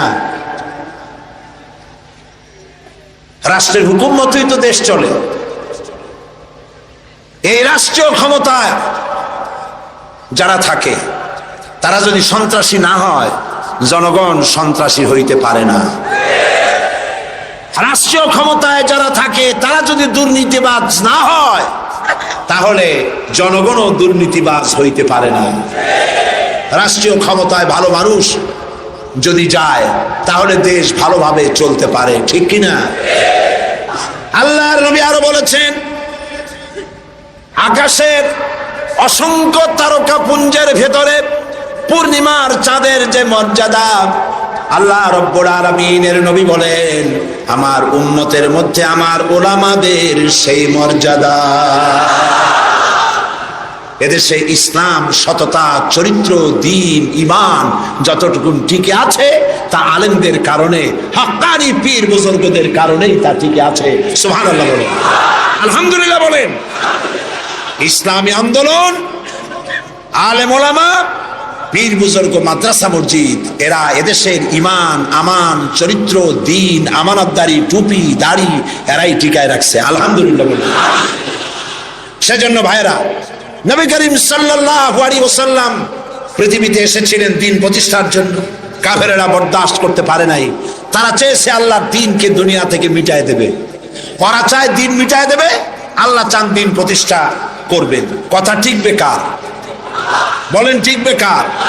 আল্লাহ রাব্বুল আলামিনের কথাই ঠিকবে। কালিমাতুল্লাহি হিয়াল উলিয়া, আল্লাহর কথাই সর্বোচ্চ থাকবে। আল্লাহ রাব্বুল আলামিন কোরআনে কারীমের মধ্যে বলে দিয়েছেন, ওয়ালা তাহিনু ওয়ালা তাহজানু ওয়া আনতুমুল আলাউনা ইন কুনতুম মুমিনিন। কোনো ভয় নাই, কোনো চিন্তা নাই, যদি তোমরা মুমিন হও আমি আল্লাহ রাব্বুল আলামিন তোমাদেরকে জয়ী করে দেব। বিজয় তোমরাই লাভ করবে। নবী করিম সাল্লাল্লাহু আলাইহি ওয়াসাল্লাম হিজরত করলেন, মক্কা শরীফ থেকে মদিনায় চলে এলেন। তিনি আজ মদিনা স্টেটের প্রেসিডেন্ট। সুবহানাল্লাহ বলেন। রাতের আধারে এসেছেন, রাতের আধারে এসেছেন, একজন মানুষ সাথে নিয়ে। আজ রাসূলুল্লাহ প্রেসিডেন্ট। বদরের বিজয় হয়েছে, ফতে মক্কার সময় এসেছে, রাসূলুল্লাহ মক্কা দখলের জন্য যাচ্ছেন। সাথে আজ কত লোক? 10,000। কয় হাজার? 10,000 সেনাবাহিনী সাহাবীদের সাথে নিয়ে চলেছেন। হাতে 10,000 তরবারি চকমক করছে। মক্কার পাশে এসে যখন পৌঁছে গেছেন, আরে যে ব্যক্তি রাতের আধারে একজন মানুষ সাথে নিয়ে আত্মগোপন করে মদিনা এলেন, আল্লাহ তাকে আজকে প্রেসিডেন্টের বেশে মক্কায় পৌঁছায় দিচ্ছেন। সুবহানাল্লাহ। আল্লাহকে বিশ্বাস করো। ইউসুফ আলাইহিস সালামকে যারা কুয়ার মধ্যে ভালাইছিল, কারা ভালাইছিল? ভাইরা। কুয়ার মধ্যে যারা ভালাইছিল তারা তো মনে করেছিল কুয়ায় ভালাই দিছি, এটা মরণ কুয়া, কিন্তু ওরা তো জানে না এটা। আমার ভাইরা, হযরত ইব্রাহিম আলাইহিস সালামের কথা আল্লাহ পাক কোরআনে কারিমে বলছেন, সবর কারে কয় দেখো, শেখো সবর কারে কয়। আল্লাহ পাক বললেন, ইব্রাহিম তোমার বিবি আর তোমার নবজাতক এই সন্তানকে রেখে আসো মক্কা নগরীতে। তিনি চলে গেলেন। সেখানে ঘর নাই, বাড়ি নাই, কিচ্ছু নাই, চতুর্দিকে ধুধু বালু আর মরুভূমি। হযরতে হাজরা বলছেন, ইব্রাহিম সামান্য পানি আর খাবার দিয়া আমার সন্তান শুদ্ধ এখানে রেখে যেতেছো, আমি কি অপরাধ করেছি? কোনো জবাব নাই।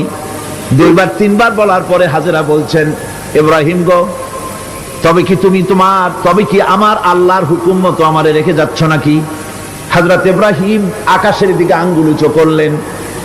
কথা বলবেন, বাক শক্তি বেরোচ্ছে না। 80 বছর বয়সের সময় একটা বাচ্চা আল্লাহ তাআলা দিয়েছেন। আর এমন বাচ্চা, পয়গম্বরের ছেলে, কি সুন্দর চেহারা, মরুভূমির উপরে ফালাই দিয়ে রওনা হয়ে যাচ্ছেন। মুখ দিয়া কথা সরছে না, আকাশের দিকে দেখালেন। হযরত হাজরা বুঝতে পারলেন। হযরত হাজরা বলেন, ইব্রাহিম কোনো চিন্তা নাই, নিশ্চিন্ত মনে বাড়ি ফিরে যাও। আমি আমার আল্লাহর উপরে এতটা ভরসা করে, আল্লাহর হুকুমে যদি আমার এখানে রেখে যেয়ে থাকো, ওই আল্লাহ পাক আমাকে আর আমার কলিজার টুকরা ইসমাইলকে পানিতে আর খাবারে মারবেন না, অবশ্যই তিনি ব্যবস্থা করবেন। ব্যবস্থা হয়ে গেল। হযরত ইসমাইল বড় হয়ে গেলেন। আল্লাহ পাক অর্ডার করলেন, জবাহ করো ছেলেকে।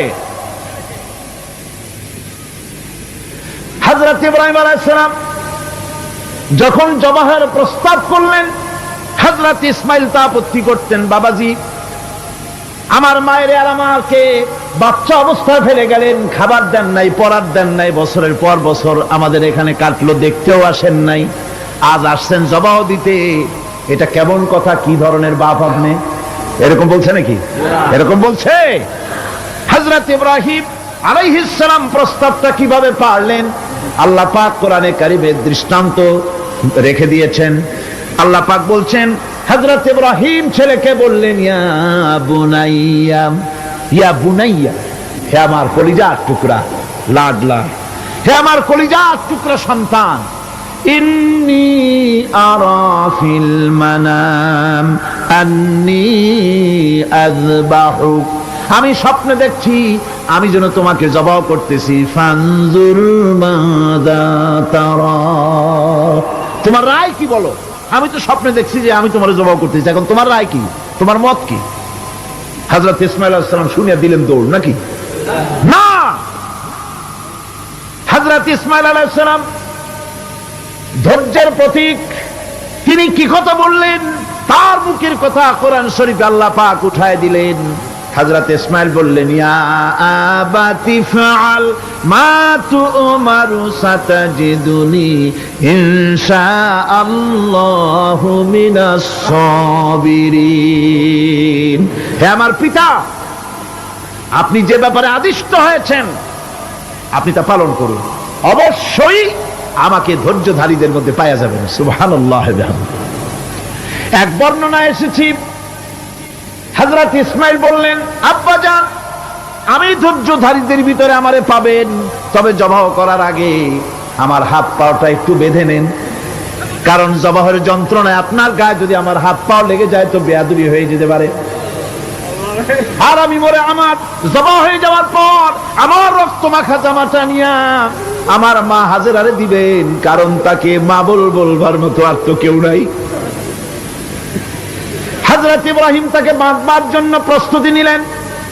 হযরত ইসমাঈল বলছেন, আব্বাজান বাঁধবেন না, বাঁধার প্রয়োজন নাই। বলে, কেন? একবার বাঁধতে বললে আবার তুমি নিষেধ করছো কেন? ছেলে বলছেন, আব্বাজান বাঁধবো না এই জন্যে, হয়তো কিয়ামতেই প্রশ্ন উঠতে পারে যে আল্লাহর হুকুমে রাজি ছিল না বলে হাত পা বাঁধা জবাহ করছে, আমি এই সুযোগ দিব না, আপনি জবাহ করেন, আমি এতটুকু নড়াচড়া করব না। ধৈর্যের চরম প্রতীক হযরতে ইসমাঈল আলাইহিস সালাম দেখাই দিয়েছেন ধৈর্য কারে কয়। মহান আল্লাহ রাব্বুল আলামিনের নির্দেশে ইব্রাহিম আলাইহিস সালাম তার সন্তান ও স্ত্রীকে দূর আরবে রেখে আসেন। এখন আমরা শুনব সেই মহান আত্মত্যাগের কাহিনী। বলছেন বিশ্ববরেণ্য মুফাসসিরে কোরআন আল্লামা দেলাওয়ার হোসেন সাঈদী। শুদ্ধ এখানে ভালো যাইতেছে, বাড়ি নাই, ঘর নাই, আমি কোথায় থাকবো, কোথায় আশ্রয় নেব, কে আমার খাইতে দেবে? তুমি আমার উপর রাগ করছো, কেন ফেলে যাচ্ছ? জবাব নেই। আবার বললেন, কেন ফেলে যাচ্ছ? ইব্রাহিমের তো বুক ফেটে যাচ্ছে, বলতে পারতেছেন না, বুক ফেটে যাচ্ছে, সন্তান স্ত্রী এভাবে ফেলে যাচ্ছে, মুখটা মলিন। হযরত হাজরার হুঁশ এলো। হযরত হাজরা বুঝলেন ইব্রাহিম সাধারণ মানুষ নন, তিনি আল্লাহর নবী, আর নবীরা আল্লাহর হুকুম ছাড়া কাজ করেন না। প্রশ্ন করলেন, ইব্রাহিম তুমি যে আমার এখানে রেখে যাচ্ছ এটা কি আল্লাহর হুকুম? হযরত ইব্রাহিম বলছেন, অবশ্যই অবশ্যই। আর কিছু বলতে পারলেন না, উপরে আঙ্গুল টোছা করলেন। আমার আল্লাহর হুকুমটাই তোমার রেখে গেলাম।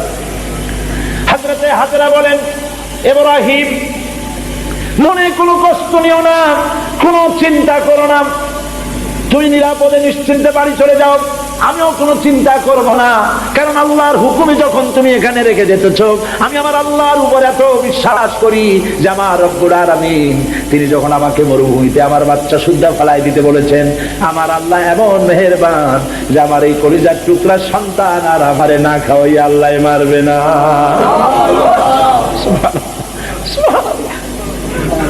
হযরতে হাজরা পানির জন্য দৌড়দৌড়ি করলেন, সাফা মারোয় আপনারা জানেন, সব জানা কথা, সাফা মারোয় দৌড়িয়ে দৌড়ি।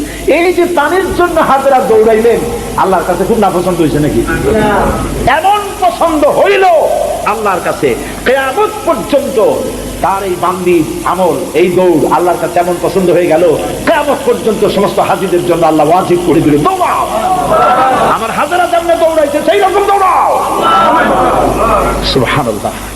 ইসমাইল না খেয়ে মরছে, পানির অভাবে মরছে, হযরতে জিবরাইলকে আল্লাহ পাঠায় দিলেন, আমার ইসমাইলের পায়ের গুতা যেখানে লাগতেছে তুমি গিয়ে সেখানে পায়ে আঘাত করো। হযরতে জিবরাইল পায়ের আঘাত করলেন, সেখান থেকে পানি ছিটকে বেরিয়ে চলে আসলো। জমজম, থাম থাম। হযরতে হাজরা এসে দেখেন পানি চিকচিক করতেছে চতুর্দিকে, পানি থামানো যায় না, চতুর্দিকে পাথর দিয়ে বেড়া দিতে, তাও থামে না। তারপরে তিনি বলছেন জাম জাম, মানে থাম থাম। পানি থেমে গেল, কিন্তু পানির উৎস থামলো না। সেই পানি পৃথিবীর কোটি কোটি মানুষ আজ পান করে, লক্ষ লক্ষ মানুষ এই পানি দিয়ে গোসল করে, উযু করে। লক্ষ লক্ষ গ্যালন পানি প্রতি বছর সারা দেশে ছড়িয়ে যায়, মক্কায় যায়, মদিনায় যায়, জেদ্দায় যায়, সমস্ত জায়গায় যায়। দরিয়া ফুরায় যাওয়ার কথা, কিন্তু কুয়া ফুরায় না। সুবহানাল্লাহ। আল্লাহর কুদরত কাকে বলে? এগুলো কি কপাল পোড়াদের কিসমতে হবে? কপাল পোড়াদের কিসমতে হবে? আল্লাহ পাক ঈমানদার মুমিনদের জন্য সমস্ত নিয়ামত রেখে দিয়েছেন। আল্লাহ পাক বলেছেন, ফিহা আয়াতুন বায়্যিনাত, অসংখ্য নিদর্শন। এই কাবা আর এই কাবা কেন্দ্রিক আমার অনেক নিদর্শন আছে, তাকায় দেখো কত নিদর্শন। আজ পৃথিবীর কোন শহর নাই নিরাপত্তার শহর যেখানে জীবনের নিরাপত্তা পাওয়া যাবে।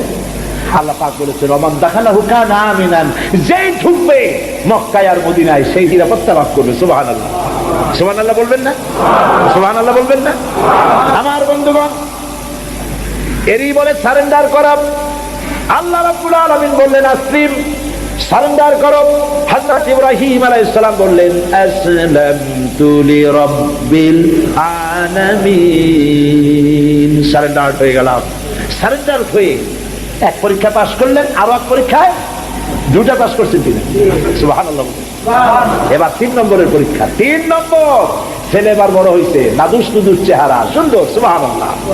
নাদুস নুদুস চেহারা, জ্ঞান হয়েছে। এবার যাও ছেলেকে জবাব করো। সুবহানাল্লাহ। একটার পর একটা মারাত্মক অগ্নি পরীক্ষা, ছেলের জবাব করো। হযরত ইব্রাহিম আলাইহিস সালাম বলছিলেন যে আল্লাহ এই রকমের কঠিন পরীক্ষা তুমি আমারে বানাইও না। বলছেন না। আমার মা বোনেরা, আমার ভাইয়েরা লক্ষ্য করেন, হযরত ইব্রাহিম ছেলেকে প্রশ্ন করলেন, তারে বললেন পরিষ্কার, আল্লাহ আমাকে অর্ডার করেছেন, ইন্নী আরা ফিল মানাম আন্নী আযবাহুক, আমি স্বপ্নে দেখেছি আমি তোমাকে জবাহ করতেছি, বলো তোমার অভিমত কি? ফানজুর মাযা তারা, বলো তোমার অভিমত কি? হযরত ইসমাইল বলতে পারতেন, আব্বা আপনি আমার বাবা, আমার মায়ের শুদ্ধ করে ভালাই দিয়ে গেছেন, বছরের পর বছর খাবার দেন নাই, পড়ার দেন নাই, খোঁজ খবর নেন নাই, আজকে কোন অধিকারে আপনি আমাকে জবাহ করতে এসেছেন? বলতে পারতেন না? তিনি কি তা বলেছেন? না। এর নাম মুসলমান। চিল্লায় বলেন সুবহানাল্লাহ। এর নাম মুসলমান। আল্লাহর হুকুমের সামনে মাথা নত করে দাও। হযরত ইসমাইল কি জবাব দিলেন?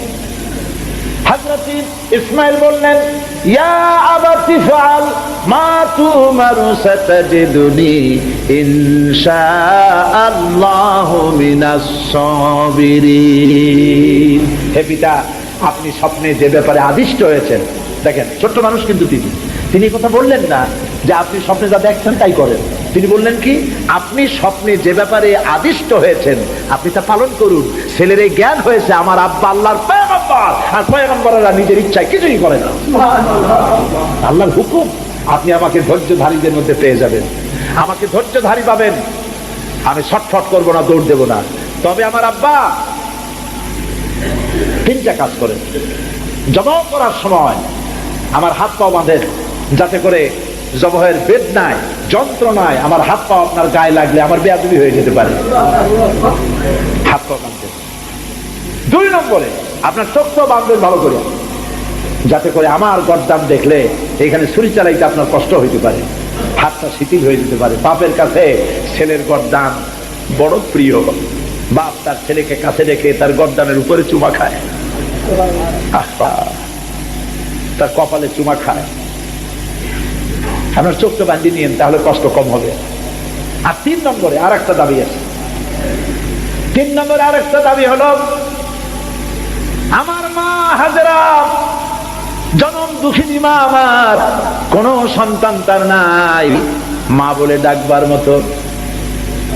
আমাকে জবাহ করার পরে আমার রক্ত মাখা জামাটা আমার মায়েরে দিয়া দিবেন, আর বলবেন যেন কান্দাকাটি না করে। কিয়ামতের দিন আল্লাহর দরবারে মায়ের সাথে আমার দেখা হয়ে যাবে। হযরত ইব্রাহিম ছেলের হাত পা বাঁধলেন, নিজের চোখ বেঁধেছেন। আল্লাহর আকাশের ফেরেশতারা তাকায় দেখতেছেন, কি সাংঘাতিক পরীক্ষা। এত বড় পরীক্ষা পৃথিবীর কোন মানুষকে আল্লাহ রাব্বুল আলামিন করেন নাই। কি কঠিন পরীক্ষা! নিজের ছেলের গলায় ছুরি চালানো বাপের পক্ষে কি সম্ভব? হযরত ইব্রাহিম আলাইহিস সালাম কোরআনে কারীমের মধ্যে রব্বুল আলামিন সুন্দর করে বলেছেন, ফালাম্মা আসলামা ওয়া তাল্লাহু লিল জাবিন। বাপ বেটা দুজনে রাজি হয়েছে, ছেলেটারে কাট করিয়া ছুরি ধরছে, ছুরি চালানো শুরু হয়ে গেছে।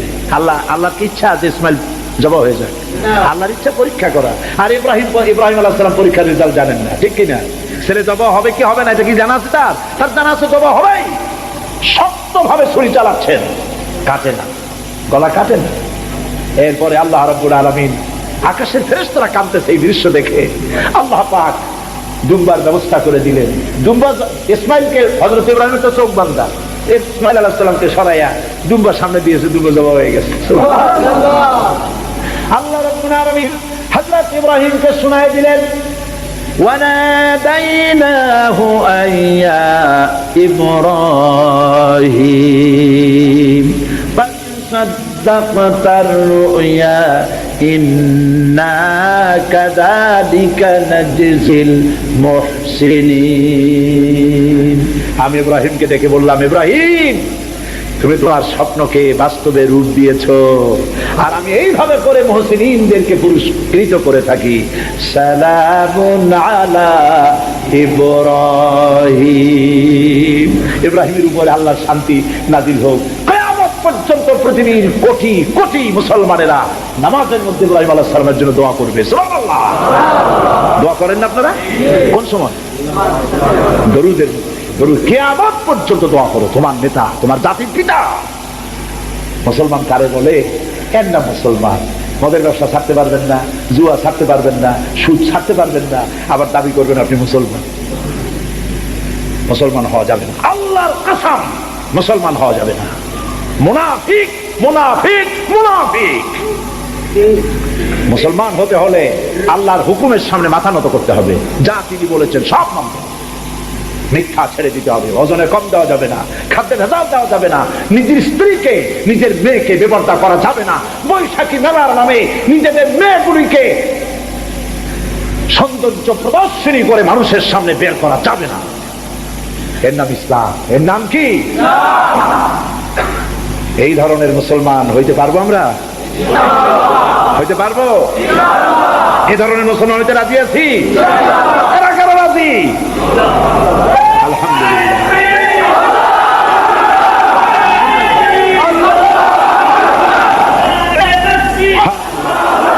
বলি আলহামদুলিল্লাহ। জোরে বলেন আলহামদুলিল্লাহ। এইরকম মুসলমান হতে হবে যে আমার চেহারা করতে হবে আল্লাহ যেভাবে হুকুম করেছেন, রাসূল যেভাবে করেছেন। আমার পা থেকে শুরু করে মাথা, জামা কাপড়, ওঠা বসা, চলা ফেরা সব করতে হবে আল্লাহ যেভাবে বলেছেন, রাসূল যেভাবে করেছেন। আল্লাহ রাব্বুল আলামিন বলেন, يا أيها الذين آمنوا ادخلوا في السلم كافة ولا تتبعوا خطوات الشيطان إنه لكم عدو মুবিন। হে বিশ্বাসীরা, পূর্ণাঙ্গ রূপ ইসলামের মধ্যে দাখিল হয়ে যাও, একটু আধটু না, সবটুকুন। আর খবরদার